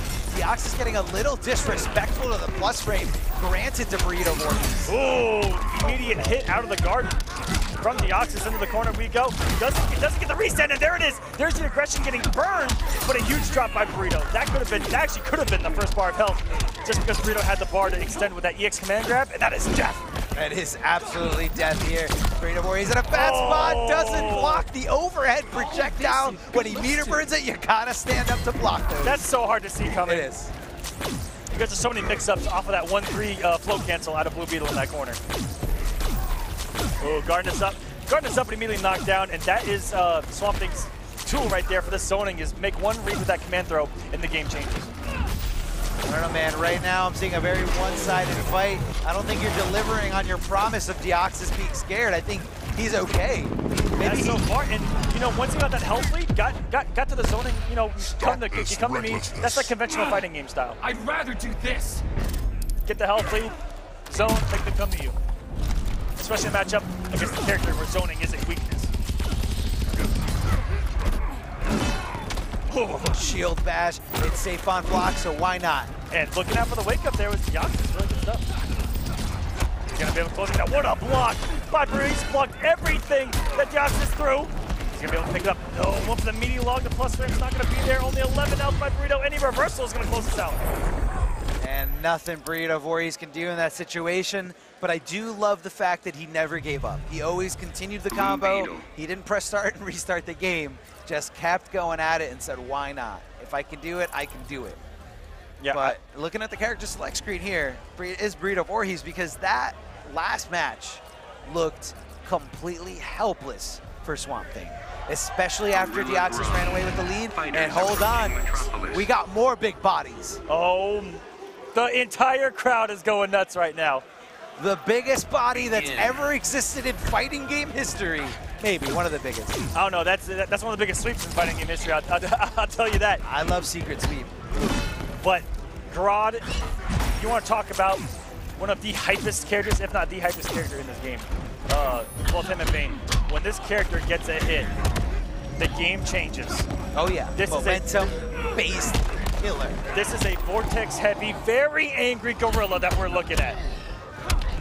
Oh, getting tripped up by the sweep. Deoxys trying to get a mix-up going. Ooh. And Burrito Voorhees with the conversion flips him over and forces him to utilize those 2 bars for the air escape, but doesn't matter. He throws him back into the blender.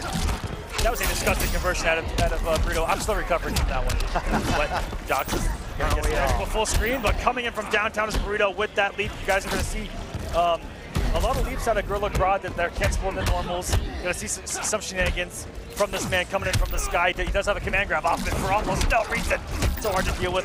But Deoxys is getting very aggressive, trying not to give Grodd the space to play with those leaps, which is a really smart tactic against him. Here we go, getting right through that projectile is Gorilla Grodd with the utilization of 1 bar and a beautiful tech throw by Deoxys. Deoxys almost had the punish on that stampede, but Burrito hanging on. Here early, Deoxys has a lot of resources he's been really stingy with early in the second game, and I'm not too sure what that means for 4-3 was all about there, but I think that was a missed stampede. Possibly. Back forward, missing the back. Could have been. Could have been. You got no pants. Which would have worked against the projectile. Secret sweep, there she is. Beautiful sweep there, the leap! And no, he baited it! He baited it, but I think he buffered in too many dashes. Not really sure why. Maybe he just wasn't confident in the read or just mis-executed it here. But this is gonna hurt. Yeah, going right into the forward three. Continue the combo. Goodness. So dirty. I'll vanquish humanity. That's messed up. If you guys want to play a great game from home watching it, it's what side did that hit on? What side? Welcome to what side did that hit on? Oh, looking for a shimmy there, but instead knows Deoxys in this position, in this situation, willing to take the throw. Oh, beautifully spaced by Deoxys. He's going to take game number 2. Pressure is on Burrito. He did that so fast, I didn't see what he selected. Went straight to player select. We're going to go for a different character, possibly. Maybe going back to Swamp Thing, but I do not advise it, but it doesn't matter. I'm the one sitting here. He's the one sitting up there, playing for his life right now. He wants to make it to this grand finals, and he needs to get to Deoxys 3 games straight. Into that wake up. Goes to Deoxys, gets out to punish. No meter by Burrito, so he just got the damage that he could there. Not sure if he was able to utilize that background bounce, but maybe Burrito just kind of forgot about it. You know, background bounces with Swamp Thing are kind of ignored simply because he can't back 3 or 4-3 off of most of them, So it's hard which is kind of savage. A little bit. So, NRS, please. So he actually gets more damage if he goes for the regular B&Bs, if he's got the bar or just the 4-2-3. Oh, and everyone presses a button after that block down too. Deoxys getting dirty here. Oh, beautiful hiccup from him, looked like off that 1-1. He's gonna meet a burn going to the corner. Might be dead. That thing adds on so much damage. So incredible. I did not see that coming. He's got the corner position. He's got Abigail's guard, and he goes for the, I believe that was going for armor, but I'm not sure he was fast enough. I guess the startup got interrupted on that beautiful stand tree and getting interrupted with that frosted Cheerio, stopping the offense of Burrito. And nice reversal by Deoxys. He didn't lose too much health here on the second bar. But this pick looks good for Burrito. I mean, it definitely looks better than the Grodd. I feel like the Grodd lost his footing really, really quickly. Are we going to be left in a standing position by Deoxys? No. Goes for the regular knockdown, sweeping him over and over again, anticipating the wake-up. Very good stuff. Yeah, Deoxys looks ready for the matchup right now. Ooh, going for the swing in the back, too. No punish there by Burrito. Not a lot of fast normals to get those quick whip punishes with. And he's got plenty of resources here. If he wants to get crazy and get a meter burn cancel somewhere in here, he could take a couple of big, you know, risks. Not really risks like that because they're safe on block. And that is so hard to deal with. Overhead in front, overhead behind. Trying to come from downtown. And not going to be enough. Deoxys now one hit away, going underneath the projectile. Big damage on deck, gets the health back. Give me another one. Don't want disrespect. And Deoxys says, you've had enough, give me that health back, and goes in for the shield toss, or the shield bash, right out the gate as a reversal, and Burrito Voorhees, your path ends here. Deoxys moving on. We talked about being one of the favorites. Gonna move into top 4 with that win. Burrito Voorhees going out at 5th. I also want to give Burrito Voorhees a shout out to blocking that last setup that Blue Beetle does. That is almost, that is a fun blockable right there if there's one in this game. Having that cross-up kick happening, it's very unconventional. It's a very unconventional setup that you're not used to blocking out of any other character. It's a really clutch block there. But what a tournament from him. Even though he's not going to be the one. No. I got to say, definitely won over so many people's hearts getting into this with Swamp Thing. He did. Getting a win over one of the favorites. And against one of our favorites, putting up a fight, going out at 5th. I mean, if you're Burrito Voorhees, you can't be that mad to do that much work with a character that, on paper, it's hard to do that work with. I mean, man, look, that's the life of being the low tier hero. Yep, you got to take it. You know, that's a man after my own heart right there. I know that. I mean, hey, look, it's a double-edged sword. Being a low tier hero, sometimes you get your opponent's unfamiliarity with your character to go to your advantage. And then sometimes you find walls. You find walls that you can't get around. Exactly. You find zoning that you can't get in on, and it's tough. It's tough out there for a low-tier hero. Low-tier heroes, we actually rely on people not knowing what we can do. That's actually a thing. So when you figure it out, what do I do now? Yep, what do I do now? And that's when we go, you know what? It actually is my character's fault. It's not my fault. So being a low-tier hero, you have every OS in the book, you know? OS means option select. It means option select, that, you know, and, you know, when we lose, we can say that, you know, well, we play a bad character, and then you can't say that you're better than me. And that's how an option select works, is that you actually don't win if you beat a low-tier hero. Well, we said it before. All right, guys, we're going to go to the stage right now for an interview with the match that's coming up next. Go ahead and take it away. Hey, guys. We're finally here. Winners final of the Injustice 2 Pro Series last chance qualifier. Only one guy can win this. That's what's so dope about this tournament. I just want to have a chat with both of you guys real quick. WhiteBoi, you struggled a bit this year compared to last year. What's been going on? Just some personal things in life and stuff like that. I didn't really want to play for a little bit, honestly. I was just kind of dealing with stuff, so I started off mid-season trying to really grind, but like I'm just playing real bad, honestly. Like I just played bad. So what's been the difference in this tournament? Did you prep differently?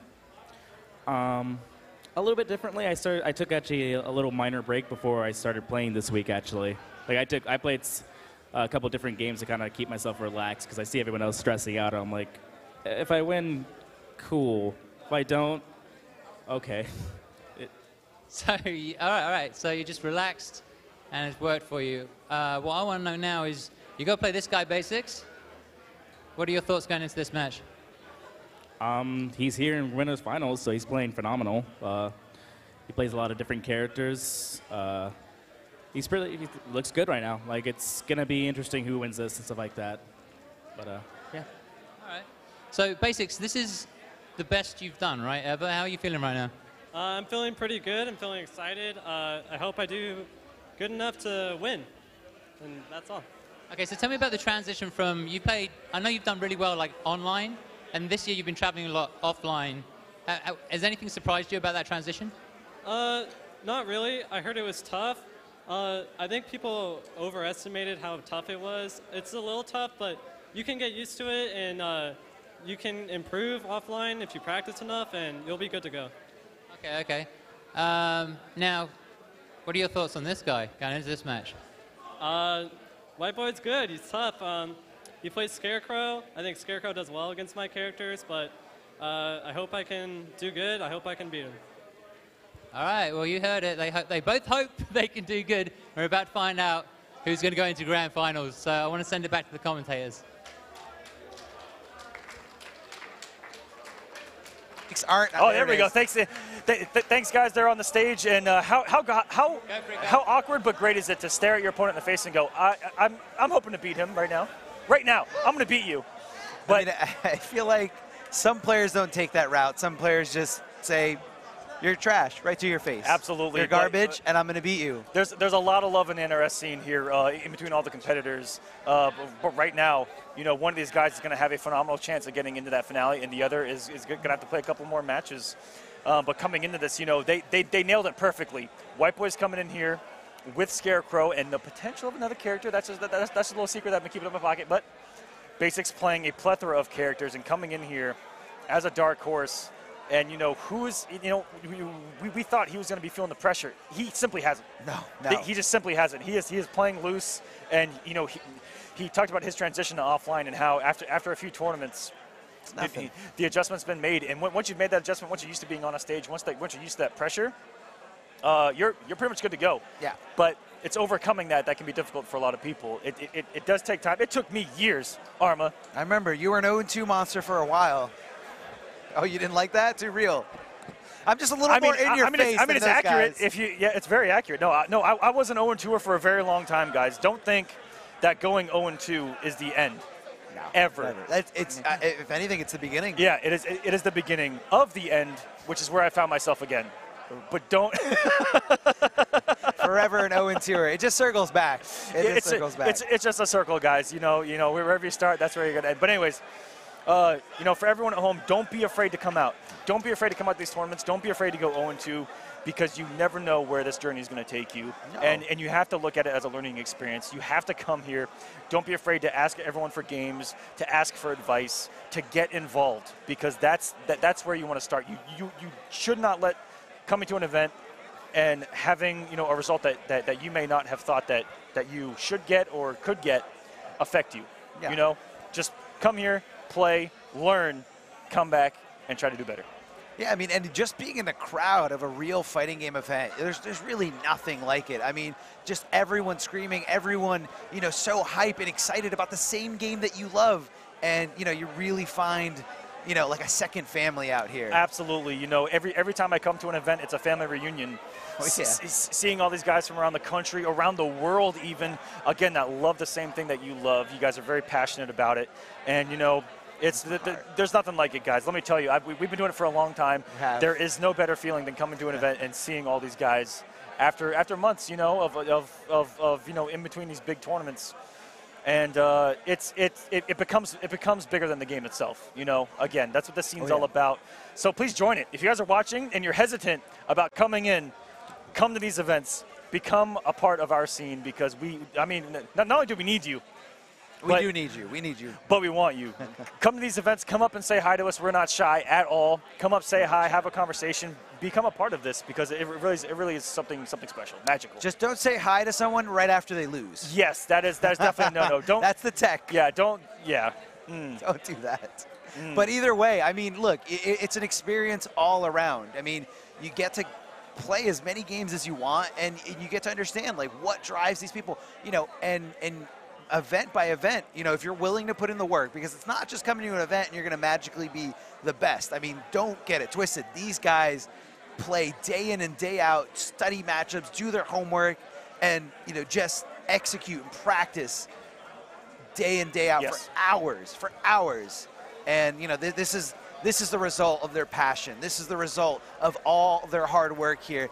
Whoever wins this match isn't going to be solidified as the last chance qualifier, but they're going to be in a very advantageous position. And it's going to be Brainiac out of basics. We said, you know, coming into this, it was going to be who he's going to pick, and he's going to put it on the line. These are two of the biggest characters in the game, but two of the biggest normal ranges. Yeah, normal ranges in this game. And this is going to be a very interesting matchup. You know, What's the matchup going to be when they go airborne? You know, it's going to be active frames of Scarecrow's jump 3 versus dive kick, and we talked about how dive kick stops everything.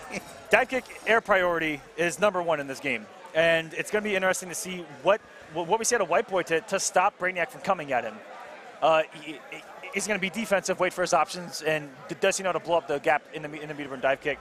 Does have a 6-frame down 1, which can lead into plus frames, can lead into standing plus frames. Even if he mistimes it, leads into plus frames on block.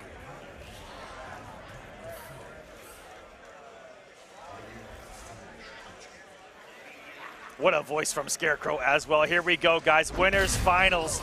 Let's make some noise. Basics versus WhiteBoi. One of these guys is going to make it into grand finals, where they will be one away from becoming an Injustice 2 Pro Series final. I still want you to tell me who WhiteBoi's secret character is, but I don't think you're going to. Not whatsoever.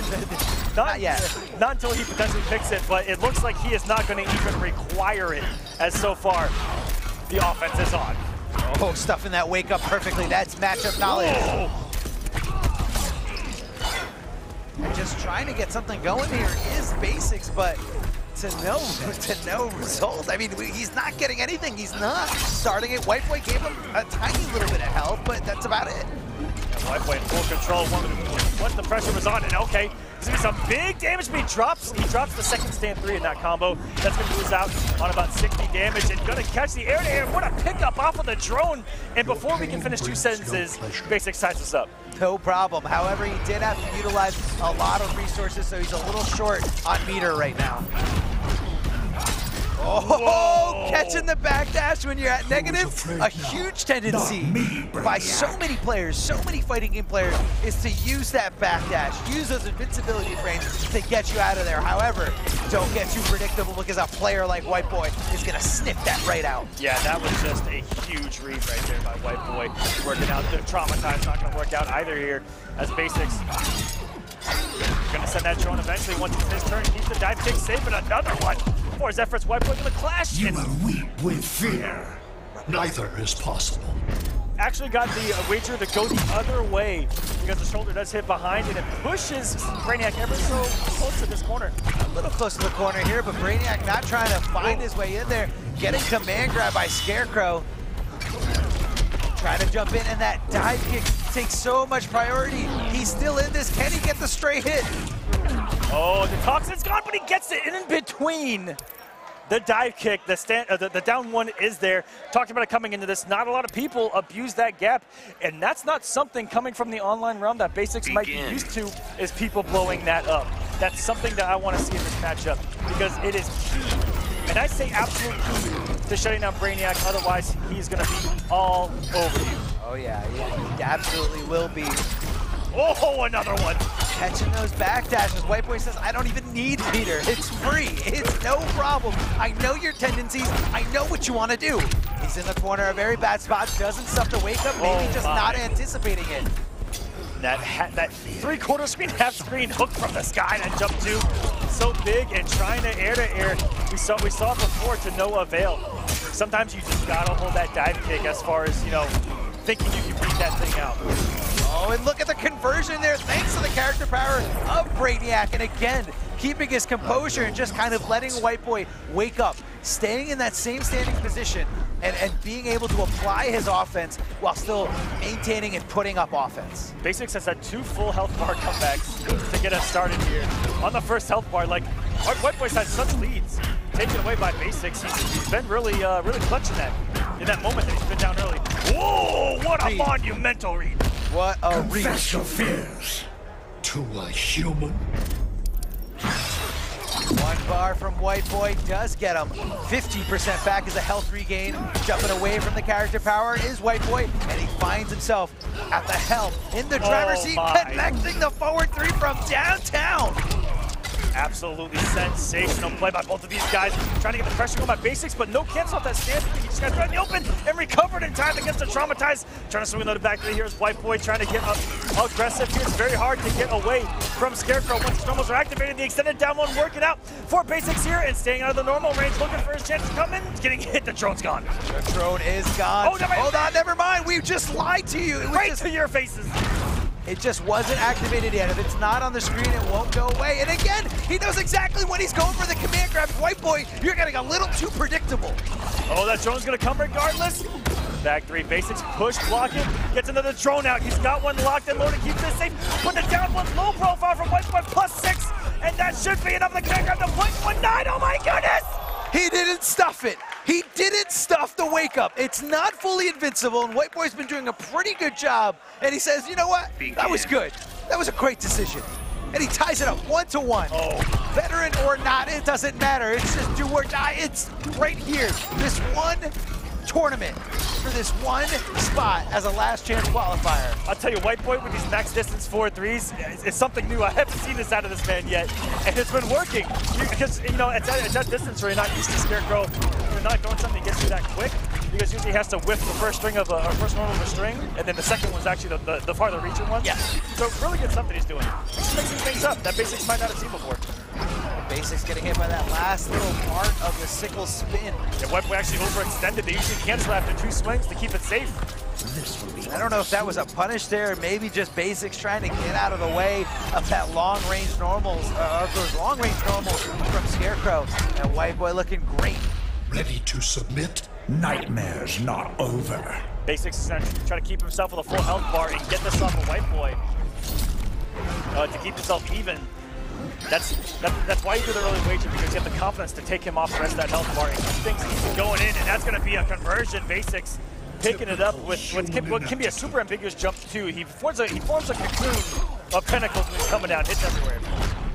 Oh, hello, Traumatized. Big damage from WhiteBoi here.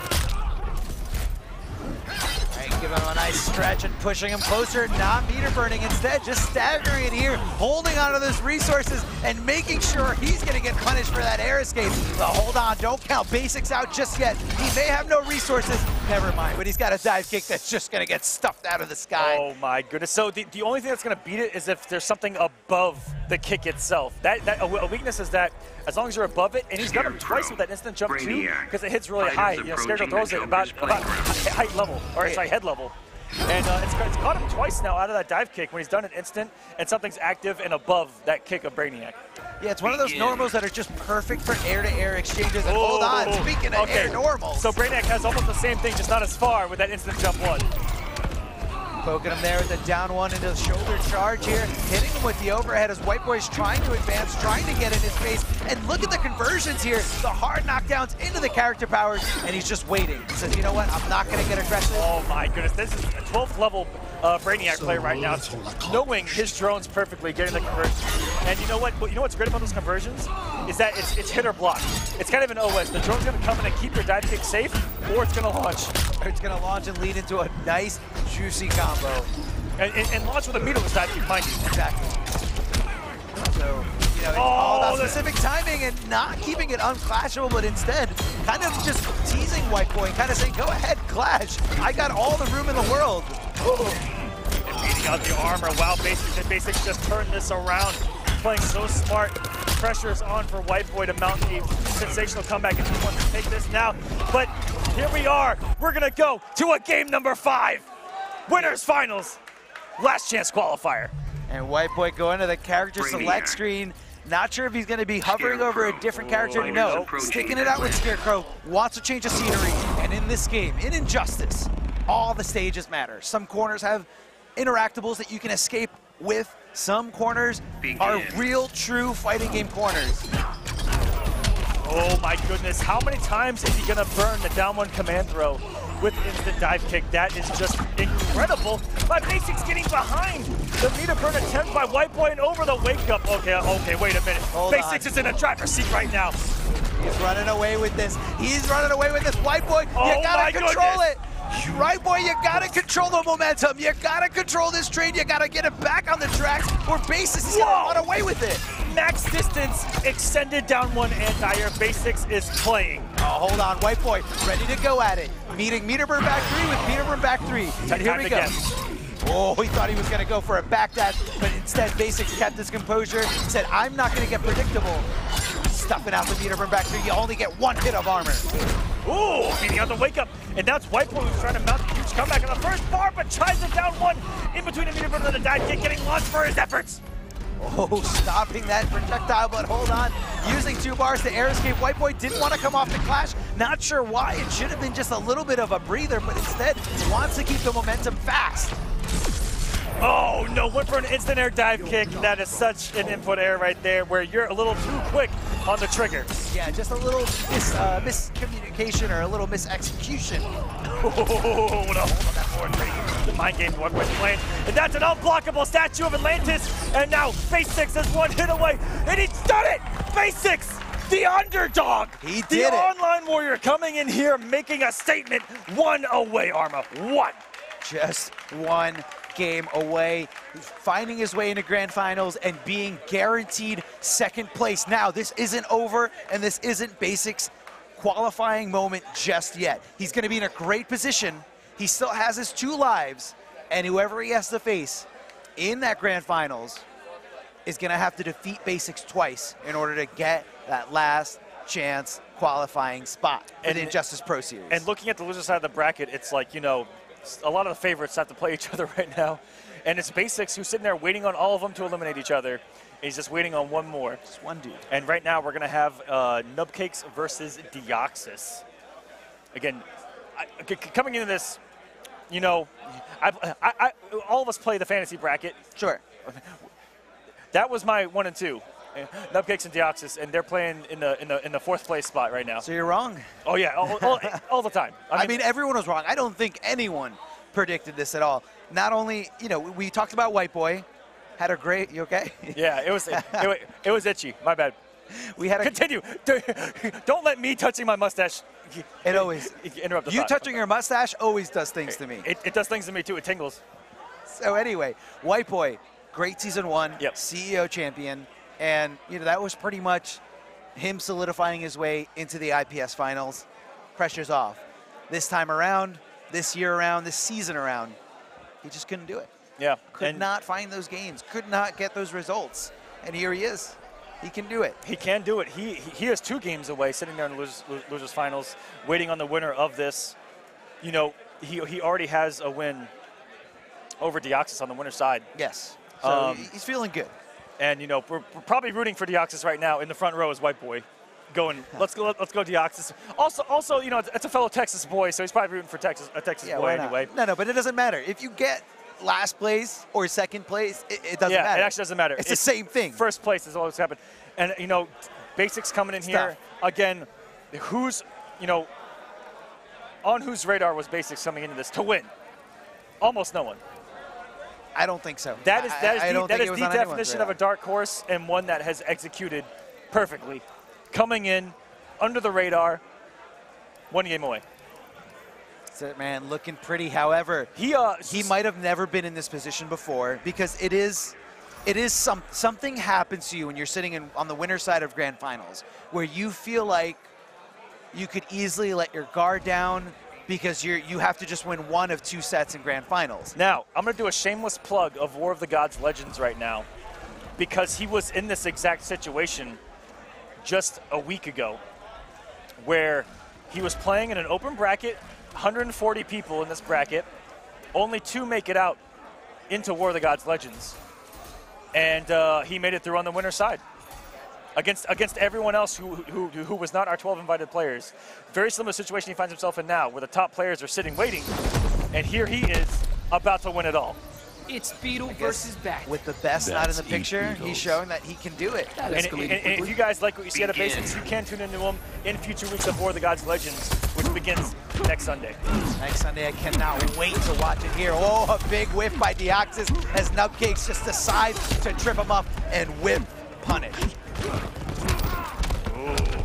Realize that interactable dive kicking out, and I think that Nubcake saw a cross-up coming, because naturally, when you get knocked down by Beetle, you think some kind of weird cross-up's about to happen to me. Some kind of weird cross-up, flight cancel, double overhead shenanigans here, but no, Deoxys keeping it real simple. Same side, neutral jump.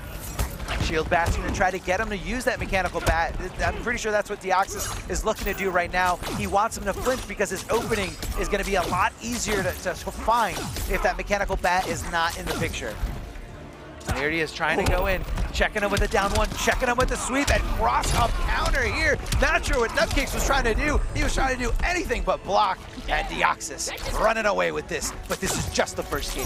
And Deoxys coming off 2 bars to get that first health bar, and it's not like he even came off resources. He's still got 2 more. The man's a meter building machine. Here's Blue Beetle. The projectile so quick, recover so quick, build a lot of bar, a lot of flight cancels, building meter on top of that. And you talk about the mix. This is a mix-up machine. Low key, and you know, Deoxys is one of the first, if not the first, to really unlock the secret recipe that is Blue Beetle at a competitive level. You know, one of the fathers of it, Nubcakes, is now hit away to try to tie us up, and what a throw! Nubcakes likes to go for that setup, having the mechanical bat to punish people trying to punish that throw. But Deoxys all over. I think he did that throw quicker than even Nubcakes did. That was absolutely savage. And out of nowhere, that one mechanical bat getting the right curvature to hit Blue Beetle on his descent. Perfectly placed there by Nubcakes. Those batarangs very meticulously thought out. Trying to get something going here, and again, Nubcakes relying on the dashing back, relying on being able to build a little bit of space and buying a little bit more time for his mechanical bat. Deoxys getting a little antsy here, doesn't want anything to do with the mechanical bat pressure. Oh no, Deoxys trying anything to get out of this corner right now. And, the whiff down too! And the low profile against the mechanical bat. Nubcakes. No mechanical bat loaded. This is where Deoxys could get aggressive, but instead just gonna throw his Cheerios, and look how much meter this man's building because of it. Might be saving a little too much, and nice aggression and Nubcakes out of nowhere. I never quit. This is when your meter's gonna pay off, and these clashes where you can get some health back, and Deoxys going for the safe route here, just in case Nubcakes decided to get a little spendy with his meter. Oh, you gotta hold that mechanical bat so much, and the disrespect! You just might measure up. I am so blogging about this.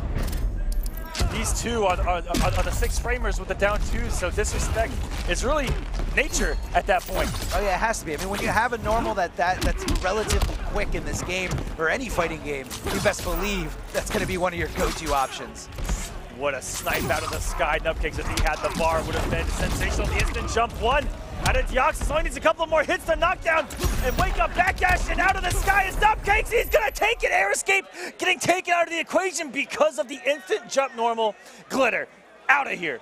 4 bars of meter. That man died with all of his resources. All the resources before Deoxys could even blink and realize that he was getting comboed. Nubcakes just said, let me end the combo as quickly as possible, because Deoxys did have 4 bars. He did have the resources to go for the air escape, and that was great awareness there by Nubcakes. And Nubcakes punishing human reaction times here. That's right, that's the Nubcakes we all know and love. Oh my, he just bet so early in this game because he lost health early on. He's like, you know what? Let it rip. Let it rip. I got nothing. I'm up a game anyway. It's okay. Let me get a little frisky. Yeah. What's the worst that could happen? And you know what? I haven't seen a slide go punished like from Nubcakes today. They've either all worked or he has mechanical back. Oh, that's going to be a big whip and a great forward two by Nubcakes, going right into a batarang, realizing that was the only normal that could reach to punish. That wake up shield bash, safe on block, but whips for an eternity. Good pick up here by Deoxys. Going to be able to close this out. No air escape from Nubcakes available. And can Deoxys tie this up? It was a great comeback by Nubcakes in that first game. You know, Deoxys was in the same position where he got the early lead. Ooh. Scooping him up and scraping him down on the ground. Walk forward with the back three. Gonna go right into this background bounce, and so much damage here by Deoxys. 472 for a bar, not a back in the office. Definitely not. Deoxys in this. Should I dial it back? Nah, Scarab's got this. No problem, says Deoxys' Blue Beetle. And coming off the resources says Nubcakes, just like Willy Wonka says, you get nothing out of this wager. Get nothing. Just like everyone else who's not going to be the winner of this tournament, they get nothing. Jumping in there with that jump in too. And what a great interactable for these gadget characters, these acrobatic characters. So quick to just get you out of the corner. Plus on block as well. It really is a fantastic get out of free card. You know, similar to you know in MKX where you know there was a dive kick out plus on block, and it's Not so bad good. for a rookie, huh? Push yourself harder. Because corner pressure can be oppressive. I mean, just like any fighting game, but you know, oppression in that corner is so brutal. Especially with a character like Blue Beetle and Batman, where they're just mixing you up constantly. Pressures can be on. Nubcakes dropping the combo here, but the instant jump too coming down with it. That's not even overhead at that point. No, it definitely isn't, but it's just Deoxys overextending there with that instant down two. And hold on, that is gonna hurt here. Nubcakes' pride. He thought he had this lead. He thought he had control of the situation, and Deoxys fighting right back.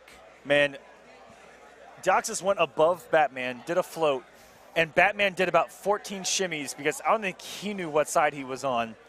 And Nubcakes sat there frozen like, I'm not too sure. But you know, down two may have worked, but it may not have worked. Who knows? Doesn't matter. The score is 1-1 here. These two players are battling out to see who advances into the losers finals against WhiteBoi. And like you said before, Aquaman, WhiteBoi definitely cheering for Deoxys at this point. He knows for sure that this is the player that he is capable of beating, but I don't think he's going to be too sure about Nubcakes. Yeah, you know, but you know, we don't know if there's a history there, but we do know that Deoxys and WhiteBoi have played tonight, and WhiteBoi has taken it. So, you know, looking at it from his perspective, definitely going to be favoring that. But Nubcakes, so scary. Does have a win in IPS this year, Online West. Last year, making it in the E-League through, you know, Hometown Heroes, doing really well there as well. Just a great player is Nubcakes. But here in Season 2, another one of those guys that didn't have as good of results as Season 1. He got 9th in Evo last year. This year, a lot different, you know, falling out fairly early in comparison to last year. And that definitely shocked a lot of people, especially coming off that Online West win. I'm doing well so far. You're still a step slow. We talk about how great Nubcakes is at predicting those fireballs. I feel like I'm watching like the highest level of Super Turbo, just getting right over the projectile and punishing him with that jump in two. He's so good at traversing zoning, is Nubcakes. He's working around it, gonna be a whip punish. Another 4-2, and oh no, Deoxys is falling into even more damage. Nubcakes at full control, looking for that cross up 4-3. There's gonna be some big damage. Is there gonna be a restand? Nope, cashing out for 553. Hello. Hold on, Nubcakes not wanting to give him the situation. And Deoxys not wanting to block off that jump in too, but being forced to with that mechanical back coming into play. Backing off, has the mechanical back. Ooh, good jump there by Deoxys. It's so great as Nubcakes closes out game number 2 here. That it is great. It's a beautiful thing there, and Deoxys just wants this. He needs to make this comeback. He needs to do this because this is it. These guys are in losers. 1 life left. Yeah, just 1. I'll tell you, Blue Beetle, every time in between the games, Nubcakes is actually playing music, and he is jamming. He's jamming? He's just jamming. What's he listening to? Man, I can't tell if it's like really upbeat or fast, or if it's just like a slow jazz music. I don't know. I think it's metal. It's got to be metal. Nubcakes is in a metal band. He actually plays guitar. It's got to be metal, man. What if he's listening to his own music? What if like that's the tech? What is he, Kanye West? Anyway, backing off here again. Look at that. Beautiful read on the zoning. Perfect jumping on all that zoning. Try to follow it in. Nice disrespect. No blocks done on those mechanical bats. And if there's any space where you feel like you can press a button, do it. Don't let Batman players get away with a little bit of murder right there.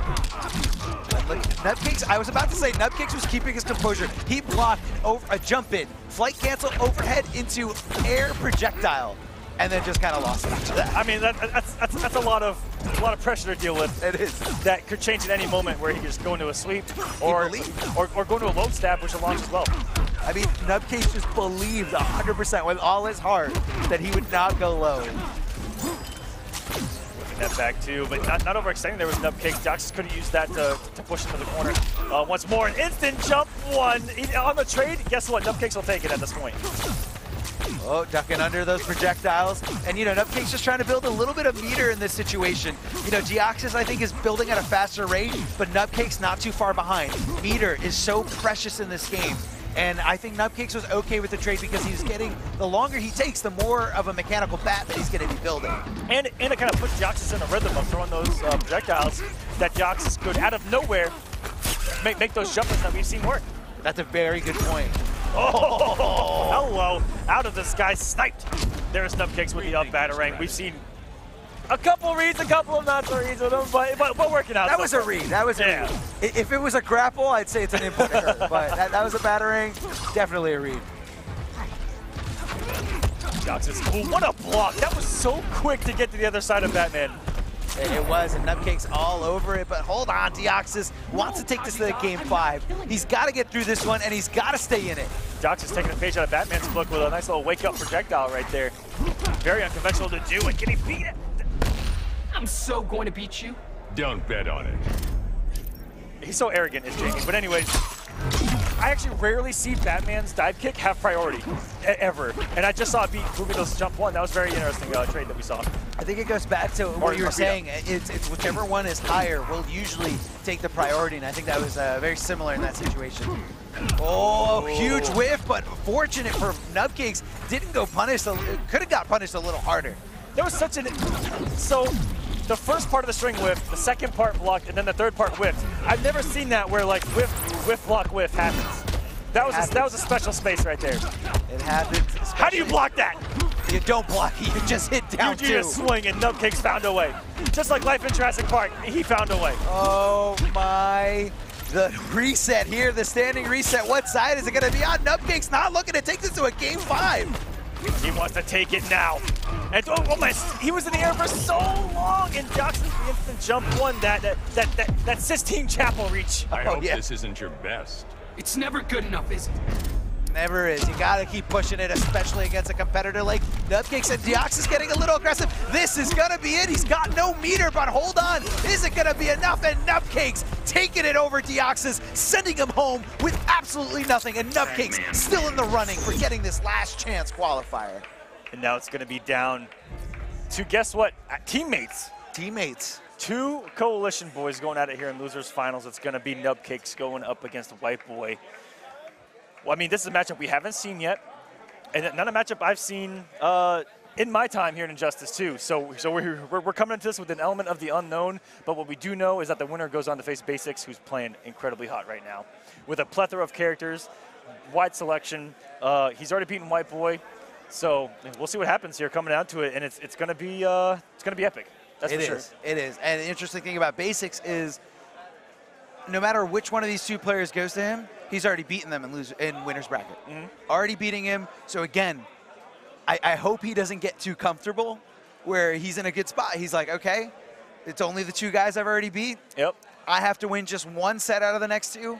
I think I'm okay. It doesn't matter. It doesn't matter. You got to keep that composure. You got to just give it your all. Absolutely. You can't back down. You cannot back down for a second. Yeah, and this is a great test for him as a player in this position, you know, not to get too comfortable, like you said. Just play, keep him playing, just pretend it's just another game.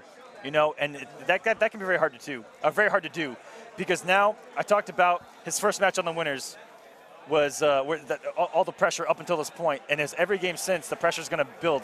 It's going to get higher. Oh yeah. Now this is the one for Basics. This is the one that he needs to win to take the entire thing, to end up in Chicago for the Injustice Pro Series finale, and to be competing for a whole lot of money. It's a lot of money. It's a lot of doll hairs on the line. Doll hairs. Yep, doll hairs on the line. Looking at this bracket, just incredible, guys. Thank you for being here with us. Yes.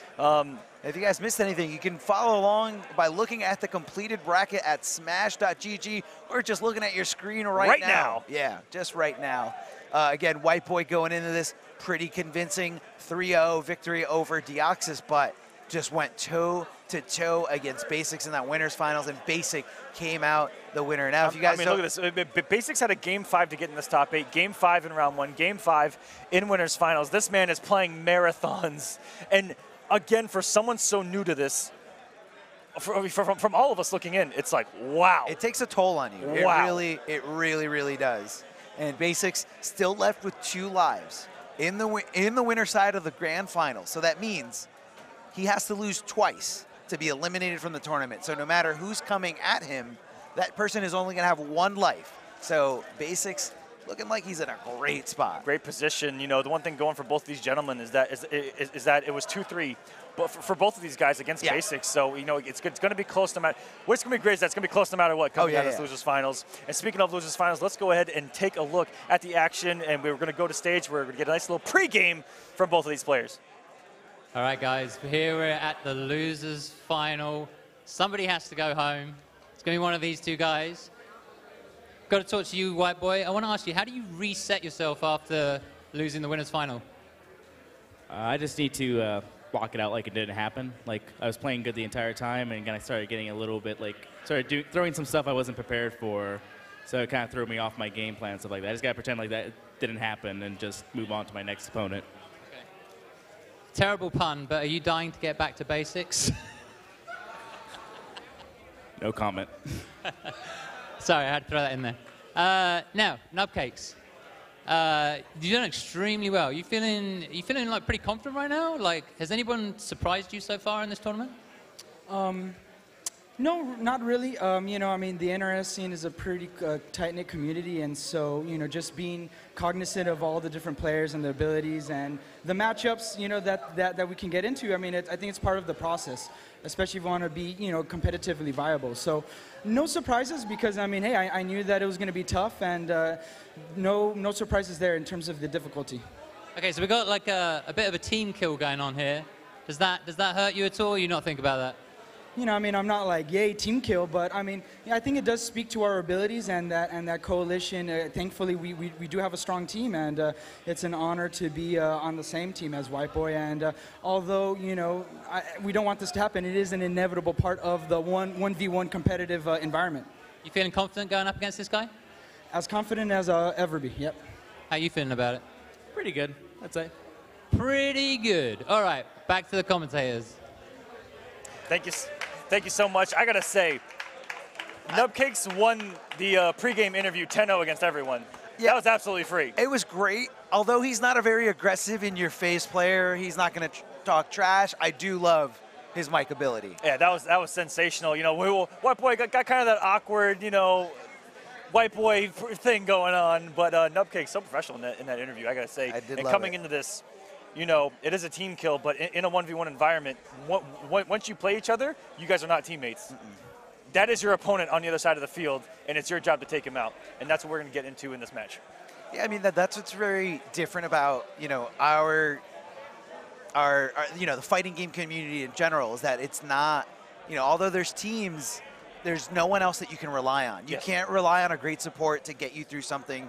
And you can't rely on someone to just, like, coach you during a game to keep your head and keep your mentality really strong. Yeah. You can just rely on yourself, and that's it. And that's what makes fighting games so unique in the esports atmosphere. Yeah. Is that, you know, there's not a lot of 1v1 out there, and in a team sport, you know, there's no organization that has more than one team for a team-based game. Correct. And so don't see this in any other esport. No.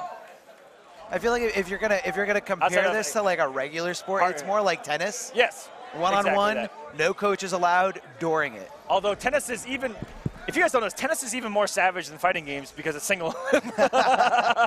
Single, but you have to win by 2, so it's okay. But matches can last up to 6 hours at majors. So man. Days. Yeah, days. Imagine if you had to win by a certain amount. If you had to win by 2 in a game 5, or you know, just like by 2 at all, that would be incredibly savage. But you know what? We haven't evolved at that meta yet here in the fighting game community. But you know what?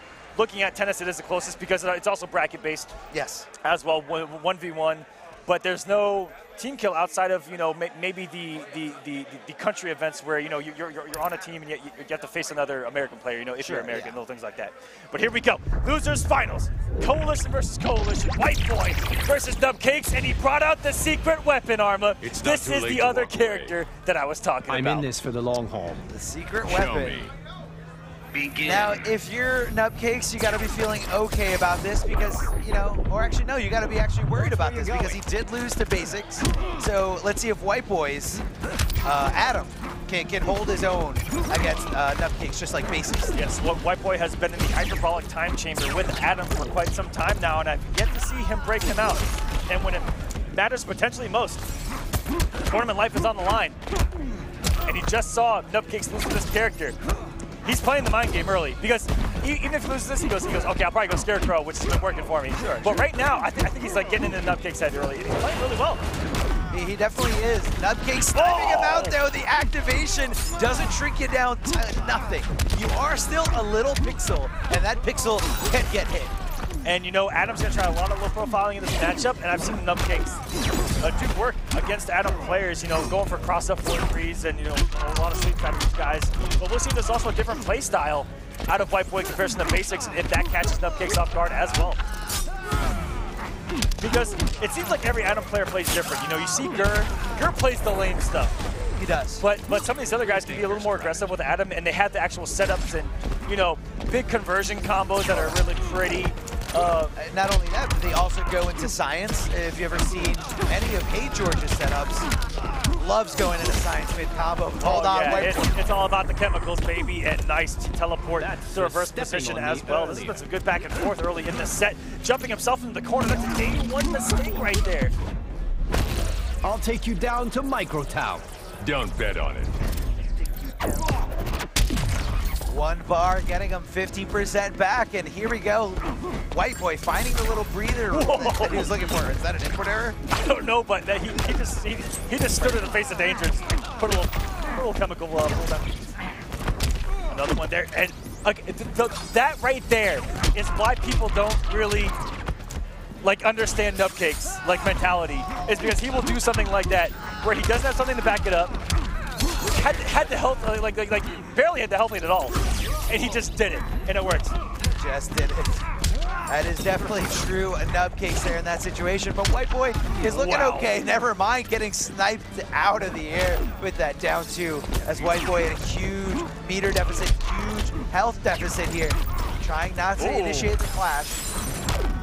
WhiteBoi's looking for stray hits. Doesn't want to give him the opportunity. And you know, if he can get, say, meter run back 3, forward 3, and then unblockable, but no, back 1 once, slide. This is Nubcakes. That's the Nubcakes. This is Nubcakes. Move. The signature move. Back 1-1 in a slide. Trying to backdash out of this gap. No. Okay, see, there. Again, we've actually got 3 in a row. Why do you do that in that situation? We don't understand. It's scary, man. It's scary because if WhiteBoi decided to block low, could have been a full combo punish, but instead didn't. Got a little too antsy and just wasn't checking his feet. And this is a comfortable Nubcakes. I would be frightened right now. When Nubcakes starts doing Nubcake things, that's when things get scary. He's comfortable, man. He's feeling himself. Slamming him down on the ground, tripping him up here. Oh, and Nubcakes might be expecting the... No, Jake's might be expecting cancel. He doesn't have it yet. Walking up with the back 1-1. Which is a 50-50 in of itself against Nubcakes. Yeah, it definitely, absolutely is. Scott, you're gonna need, a lot of whiffing going on, putting out. And we saw that a lot against basics, working just a couple of times here for that man. Trying to get the teleport. Nice punish. We saw Nupcakes all over those against basics as well. Push yourself harder.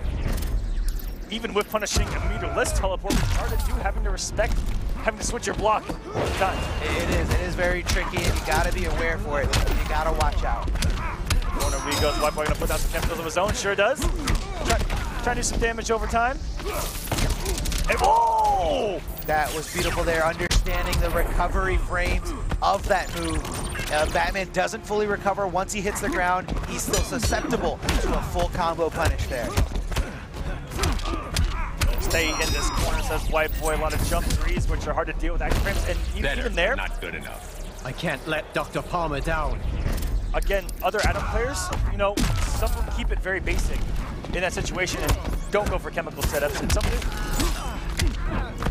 Oh, a little bit of a misexecution there by Nupcakes, dropping the combo. You don't want to see that type of thing happen. After a blocked back 1-1-3, just up Batarang, just do it. Just do it, man. Just do it. I mean, you meter burn it, you recover quickly. Oh, and because there's no block stun, that only works because there's 0 block stun on Mechanical Bat. That was actually disgusting. I don't think anyone would have teched that throw.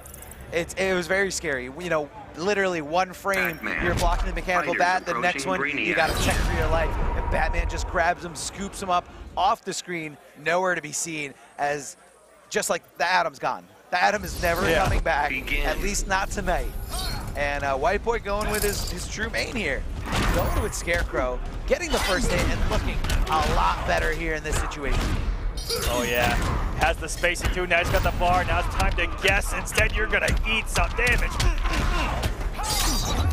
Oh, looking for something here. The beautiful tick throw by WhiteBoi, continuing the pressure here. These corner loops are deadly, and WhiteBoi looking like a whole new player. And you know, after I mentioned after that game 1, if it doesn't work out, but he went 2 games with Adam. He believed that Adam was ready. Now we're gonna say Adam was not ready. But potentially looking at how great his Scarecrow just came out of the gate. Now, is it just Nupcakes need to adjust a little bit? Let's find out. Could be that. Nupcakes, you know, needs a little refresher. Sniped out of the sky, and the forward dash, we're gonna keep it meterless. We're gonna hold on to our resources because we're at a life deficit here. Oh, almost got hit. Oh, there it is. There's the knee. Look at that knee. Instant jump one. Look at that knee. And you know, it could actually be like a reverse effect. WhiteBoi may have played himself because Nupcakes was actually warmed up against Adam, and he hasn't played Scarecrow all tournament. It's true. Either way, no matter how you look at it, this game is at least looking a lot closer than any of those first 2 Adam games.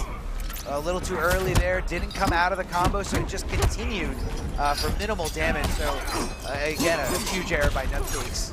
Still pretty good setup. When you mess up, you still get a good B&B out of it. You get something. I mean, it's better than nothing. Better than nothing. And there it is. He tried it again, and WhiteBoi, it's ready. It took 1 game. He was ready. He was ready, but is he ready to make? Look, Nupcakes made this huge comeback. The whiff punish right in front of his face. The grapple from downtown, and Nupcakes moving on to the grand finals, where he's gonna get his run back against Basics. That was convincing. You know, that's, again, the matchup that WhiteBoi had not played yet. And Nupcakes looking refreshed. Just coming off of a win right before that, WhiteBoi did have to wait a little bit. He did. Nupcakes coming in absolutely hot. And I think that WhiteBoi may have played himself a little bit with that pick of Adam, just in that Nupcakes was like kind of ready for it. He was. But to Nupcakes, you know, favor as well is that he gets to play Adam once again. Right now. No problem. A lot of Adam here tonight. And again, Nupcakes finds himself in this situation. He was here earlier in the top 8 on the winner's side, but now a little more pressure. And I think when you got more pressure in any situation, the veteran, the guy who's used to it, is probably going to have the advantage. But real quick, we're going to shoot it over to the host on stage, and let's hear more of that beautiful Nupcakes call. All right, guys, we are finally here. Long, grueling day, last chance qualifier. Only one guy can make it, only one of these 2. Can you give it up for these guys? Yeah? All right, so I want to make this quick because I know you guys just want to play, right? You don't want to talk, you want to play, you want to talk through your fighting. But Basics, how are you feeling about going into this match? I'm feeling good. I've beaten Nubcakes before, and I think I can do it again. All right, Nubcakes. I mean, it's the run back, right? What do you do before the run back? I mean, you must have some thoughts about going into this match. Are you ready for it? Yeah. Yeah, what I have been doing is just replaying in my mind the moments within the neutral, within the pressure, where I lost momentum and he gained it and kind of just snowballed his stuff. And so now really just being conscious of those key moments and what I can do differently to basically counter it. At the end of the day, you know, Basics and I have played together a lot. We're both from SoCal, so you know, we both know each other's play styles really well. But with that being said, both characters are. Our characters are very solid, and so definitely a formidable opponent. So I'm just going to make sure I level up and give him a challenge. All right, so Nubcakes has been doing a lot of thinking. He's ready. This is going to be a regional kill, but it's also more important than that. One of you guys is actually going to make it to the finale in November. Good luck to you both, and I'm going to send it back to the commentators.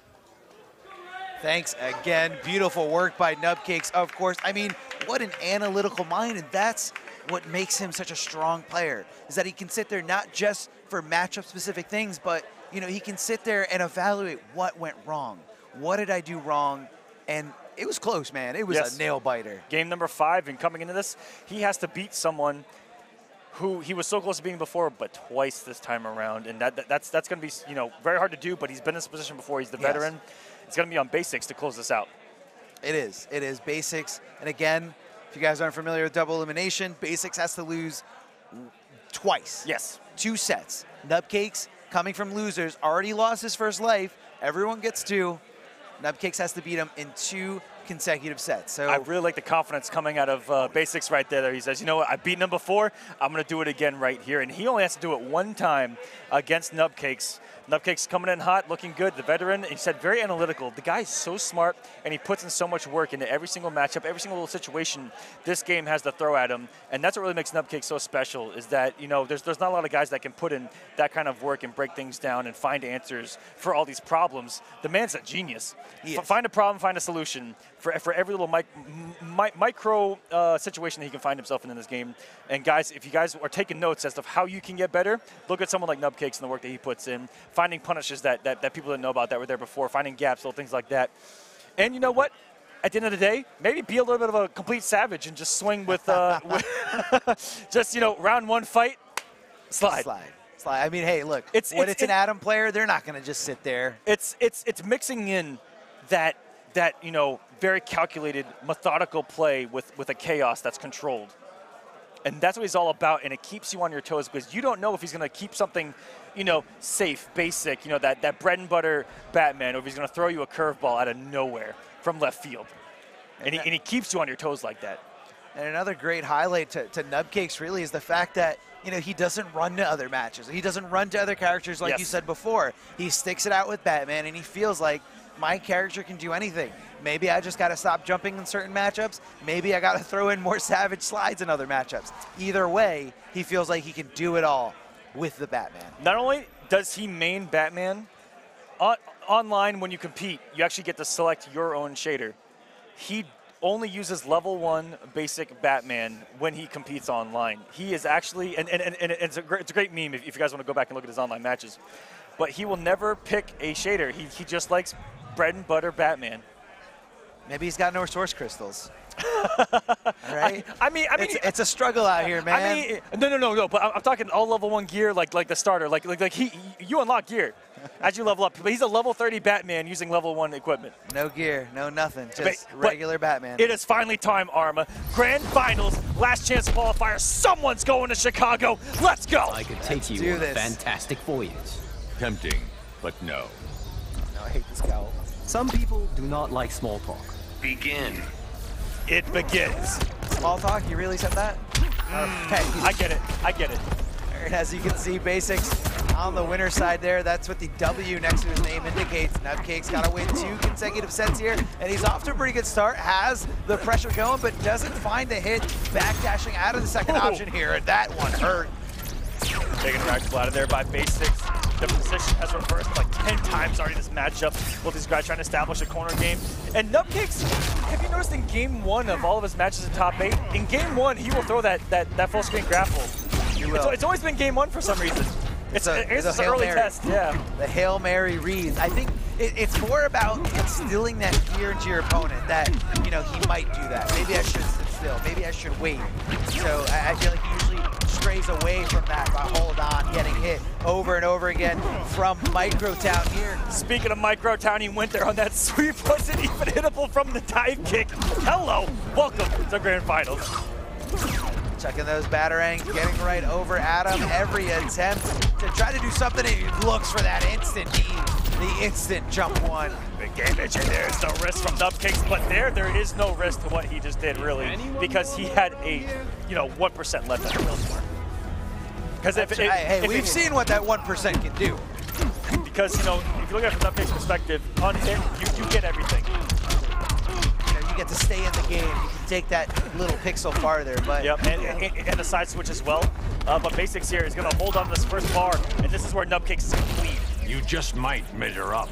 I think I'll pass this hero test. All right, Nubcakes getting a little bit of breathing room, resetting the position, resetting the neutral, and again, just taking his time, looking for the opening. Nubcakes in a bad position. He's got to create it. He's got to get aggressive and play outside of his normal comfort zone. Ooh, beautiful block on the jump over. The jump 3 from Adam, very, I don't even think it's underrated. It's so accurate. It's so big, is that jump 3 from Adam. And look at the teleport working out early from Basics this time around. They were not working out early when they met on the winner's side. It's just damage over time. He's chipping him away, straight hits at a time, and he still has to do so much work to get Basics off of his first health bar here. I thought going into this match that Basics was going to be a little bit more nervous than he was before, but I feel like he's controlling it completely. This man is on point and he's ready to play. He's ready to qualify. Push block, and there's doing this chemical for a second time. Now a third time you're sitting this bad boy, putting down another, catching him with the low Basics. Again, there hasn't been many combos. He's just been straight hitting him on the second health bar. Straight activated. That's going to be it. Basics up 1-0. He is 2 games away right now. You can feel it. He wants this. He wants this more than anything. He wants the chance to compete with the best in November at the Injustice 2 Grand Finals. And Nubcakes taking a little bit of a breather. The winner of this goes to face Tweety. And I believe Basic and Tweety have met quite a few times online. So what an interesting story that would be. But I know Tweety's sitting at home right now saying, I don't think that he wants Nubcakes right now. I think he actually might be rooting for Basics right here. Batman has a really good history against that man. And the Nubcakes, one of the best with that character.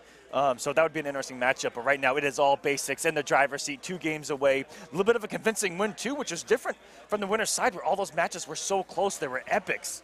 It's Basics looking like the veteran here. It's got me a little shook. I'm shook too. I mean, if this is the kid feeling this comfortable, this confident, this early in his career. On this stage? Yeah.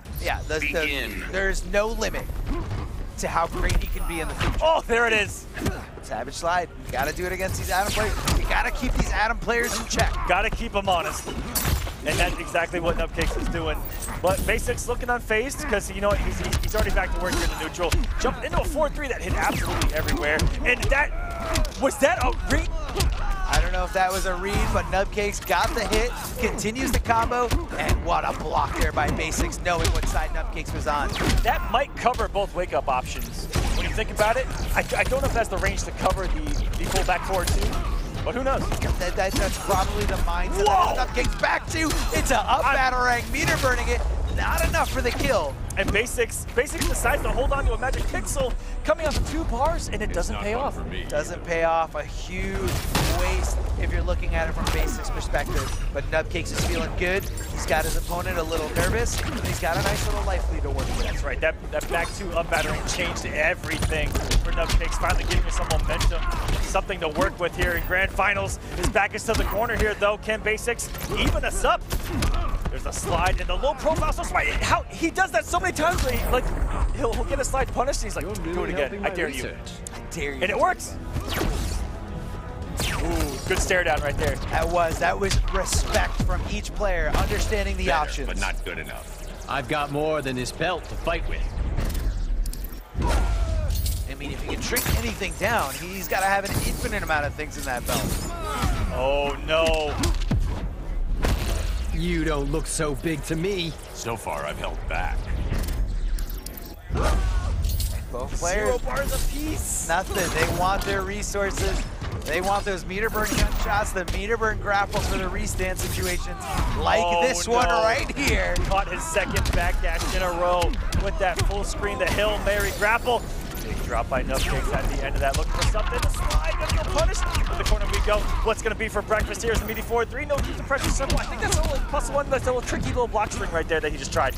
It is, and Adam's got a pretty good down one to always check you with, and Nupcakes keeping him on the ground, doesn't want to give him the option to go for an air escape. You know, backing off. Once again, didn't get the putt. Oh my goodness, air escape not gonna work. The back 2-3, not hitting. Here comes the trade, and he has a super territory here. What's gonna happen? Oh no, he's not gonna catch the back dash, and here we go. Basics. Is he gonna go up 2-0 here? Is Nupcakes gonna get the defensive trades? He is. He absolutely is. Not gonna be enough. Oh my though. goodness. 2-0 for Basics. He's 1 away. To finish off with a super, you know he's feeling it right now. Absolutely is. Basics trying to not give him any amount of control. Nothing. Wants Nupcakes to walk away with nothing. Doesn't even want to give him a game. He says, that's it. We're not going to a second set. We're not even going to a fourth game. I want this to be a swift 3-0. Right now, says Basics. He's 1 game away to go to Chicago to compete for $100,000 on the line there. Hey man, that's life-changing money. To go from playing in your house, in tournaments, just getting a feel for it, and then traveling offline, and this is where the hard work pays off. Guys, if you're watching, this could be you. This could be. Basics did not think he was going to find himself here. If you asked him a year ago, maybe even 6 months ago, do you think you will make it into the IPS Grand Finals? He would probably say no. You just don't know until you go out there and try. And Nupcakes, this is the start that he had in the last game, though, and he let it slip. Can he hold on to it? Are the nerves there for Nupcakes, or is he going to be able to hold on? Ooh, that was Don't waste that's put in at the perfect frame. And grapple from downtown doing so much for him, using the Brainiac background bounce, but a little miscalculation on the timing. Can Basics pounce on the mistake of Nupcakes? He's got so much health to go through. And with a character that doesn't do a lot of damage. No, absolutely. That's 2 for 2, by the way, punishing that string with back 2-up battering. That is perfect. Again, this guy's a lab monster. Nupcakes, is Basics going to try to make this comeback, or is he just going to consider this a wash, consider this a mulligan, and say, you know what, I got 2 more games to fight in this set. Never mind, he's fighting hard. He's got the super ready to go. Is he going to use it, or is he going to hold on to 4 individual bars? I mean, I would definitely respect the super right now just to get in the Nupcakes' head and maybe get a little laugh here in the Grand Finals. Yeah, chuckle, take the pressure off yourself. Well, no, never mind, use the bars. Yeah, he's here fighting. And I think Nupcakes is okay with this trade because he knows how much meter means to him in this situation. Yeah, and that's a moral victory just to get that first health bar here by Basics, who went down so much. Just maybe looking for something to carry in the next game. And Nupcakes here gonna get up on the board finally. Nope, still find his Basics, but the EX battering having the big enough hitbox to hit this man at a microscopic level. And Nupcakes may be coming to life here. Now, no reset here no character select, breather by Basics. Now that might be a rookie mistake. A lot of players don't like killing the momentum, but sometimes when they get destroyed in a game, they want to take the breather. They want to reset the situation and reset their mindset. And Nupcakes running with this. Oh no, big drop, and now it's Basics who's still gonna hang on to this microscopic health lead. I had to do one at least, Armo. I'm so sorry. No, it's okay, you're good. Hit him right there as he taps into Microtown, taps into that character power. Oh, that was an input error. A little scary there, possibly looking for a down one or possibly looking for a down back one. Oh my goodness, Basics. I mean, Nupcakes was so far away that the plus frames were shaved when he did that forward dash and into the launcher of Basics, not afraid to swing right there. The bat going behind Batman there, playing footsies for him, having the reactions for him. This is Batman technology. You can be down to a little microscopic pixel, but the mechanical bat is still going to know which way you are. Not good enough. I think I'll pass this hero test. Basics is in great form to close this out. 25 back for Nubcakes. Doesn't have the resources to really do the damage outside of a clean open up with like a 2-2-3 or something. That's a raw launcher from Batman. Oh, what a huge Herculean read that attempt by Nubcakes when he hits the jump one. The knee not paying off for once. Nubcakes just sitting back being patient here in this position. Yeah, man, he's just trying to keep his composure and Basic looking like he's about to qualify here. Nubcakes needs to do something, and that's step one, the parry. Can he make this comeback happen? There's the throw, gonna be close to the first health bar, 16.98 as a mechanical bat, and jumping over it is Basics the meter! Is this gonna be enough damage to the air escape by Nubcakes, and he's gonna close it out? Basics is your champion! He's going to Chicago! Going to Chicago, the last qualifier here, the very last spot. He's gonna be competing with the best in Injustice for so much money. Congratulations, Basics, putting in so much work over this past year, transitioning from offline to online, and the metamorphosis is complete. You guys just saw this man before our eyes. He's gonna be in Chicago competing with the best on this planet. And just like that, you know, a year ago, just a normal guy who loves the game, plays at home, you know, knows his combos, knows the matchups, and he did it, man. He pushed himself to the limit. He said, I'm gonna study this game, I'm gonna know how to take out everyone, and he did. He came to this tournament in this heavy hitting bracket. Ooh, so heavy. So many killers. Even though none of them qualified through the regular season, so many great players, and he got through them all and came out #1 over everyone else here today. All we gotta say is congratulations to that Yes. man. I mean, hard earned, coming as a dark horse, and I love that you know that's why this was the last chance qualifier, was someone coming in, causing all the upsets, and gonna go into the last chance qualifier, and no one's gonna want to play him. He's coming in hot off of so many upsets here, and you know, just nothing but love for Basics, who you know deserves it. No, momentum carries over, definitely. I mean, you know, you gotta. This was huge, man. I mean, I feel like some of those players who did qualify, if they were given the same opportunity, they might have not, because it's one day. One day could be your best day, could be your worst day. And Basics did it. He was the best today, and because of that, he gets the ride to Chicago. He gets to compete with the best. It's going to be a great show, guys, and that is going to be actually, we're going to go to the winner right now. Basics on stage. Let's go ahead. Take it away. All right. Congratulations, Basics. That's your biggest win, right? Yes, of course. Yeah. How do you feel right now? I feel amazing. It feels like a dream. I'm really glad that I have done this, and I've been working like so hard for this. So I'm glad that it's finally paid off. All right, talk to me a little bit more about that, because there's people out there, right, watching right now who are thinking, I want to do that. I want to win East Coast Throwdown. I want to make it to the last chance qualifier, right? How much work does it take? What does it take to get to this level? You have to work really hard. You have to have the right mentality. You've got to work like all day. I've been working really hard for this, and you got to play good players, but don't be afraid to play not so good players as well. They'll teach you stuff on the matchups that you need to learn as well. Okay. Did anybody surprise you? Was there any match that you thought maybe today's not my day, or were you just feeling it all the way? I was just feeling it. Like, I don't know. I'm at a loss of words. I'm really glad that I did this. I know a lot of people weren't expecting me to, but that's just because I haven't had the results I feel like I should have gotten earlier. Well, I would say that your transition from online to offline has gone pretty well. You're now the last person to make it into the top 16 for the finale in November. Yeah, give it up, guys. And you have a chance to go for that $100,000 prize pot. I got to say, congratulations. Stick around, because we do have a trophy for you. But for now, I'm just going to throw it back to the commentators. I mean, the man's at a loss for words right now. He just did, you know, kind of the dream. Show up, be the best on this day, and you're going to a finale with $100,000 on the line. Basics, just congratulations. Amazing stuff. Arma, do you have thoughts of this entire tournament from start to end? I mean, look, man, like you said, this was the dream unfolding before your very eyes.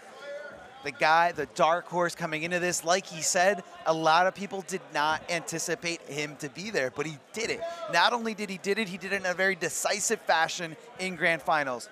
feeling comfortable, didn't let the pressure get to him right when he needed it the most. Yeah, incredible play, start to end. Everyone that came in this last chance qualifier, we knew coming into this, from start to end, it was going to be an absolute bloodbath, and that's exactly what we got, was a bloodbath. I cannot personally believe that 7 of the 8 matches to get into that top 8 were Game 5s. That's how close the competition was, and that's how ruthless this competition was.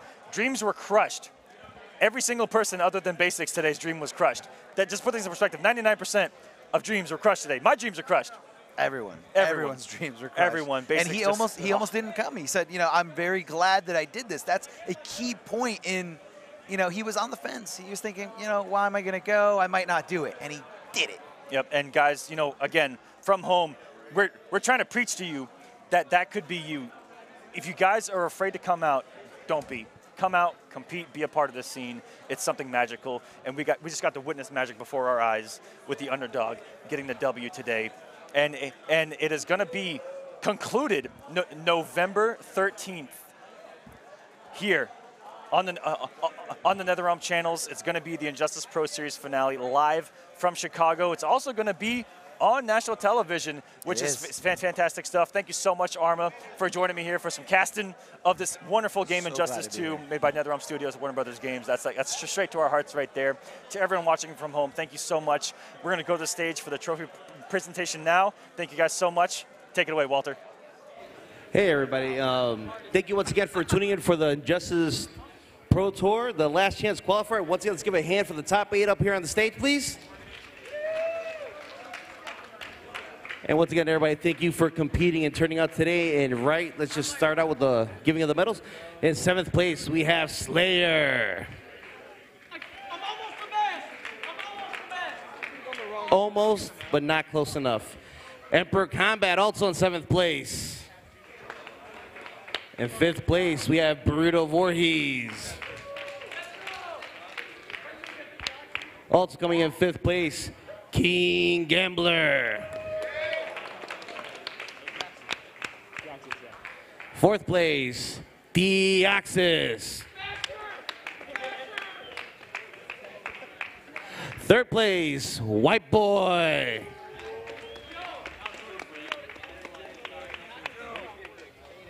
2nd place, Nubcakes. And in 1st place, the winner of the last chance qualifying on a one-way trip to Chicago, DSV Basics. Oh, hold that up. That's an awesome plaque. Once again, everybody, let's give another round of applause for our top 8. And thank you, everybody, for tuning in at home. We hope to see everyone tune in once again for the finale from Chicago.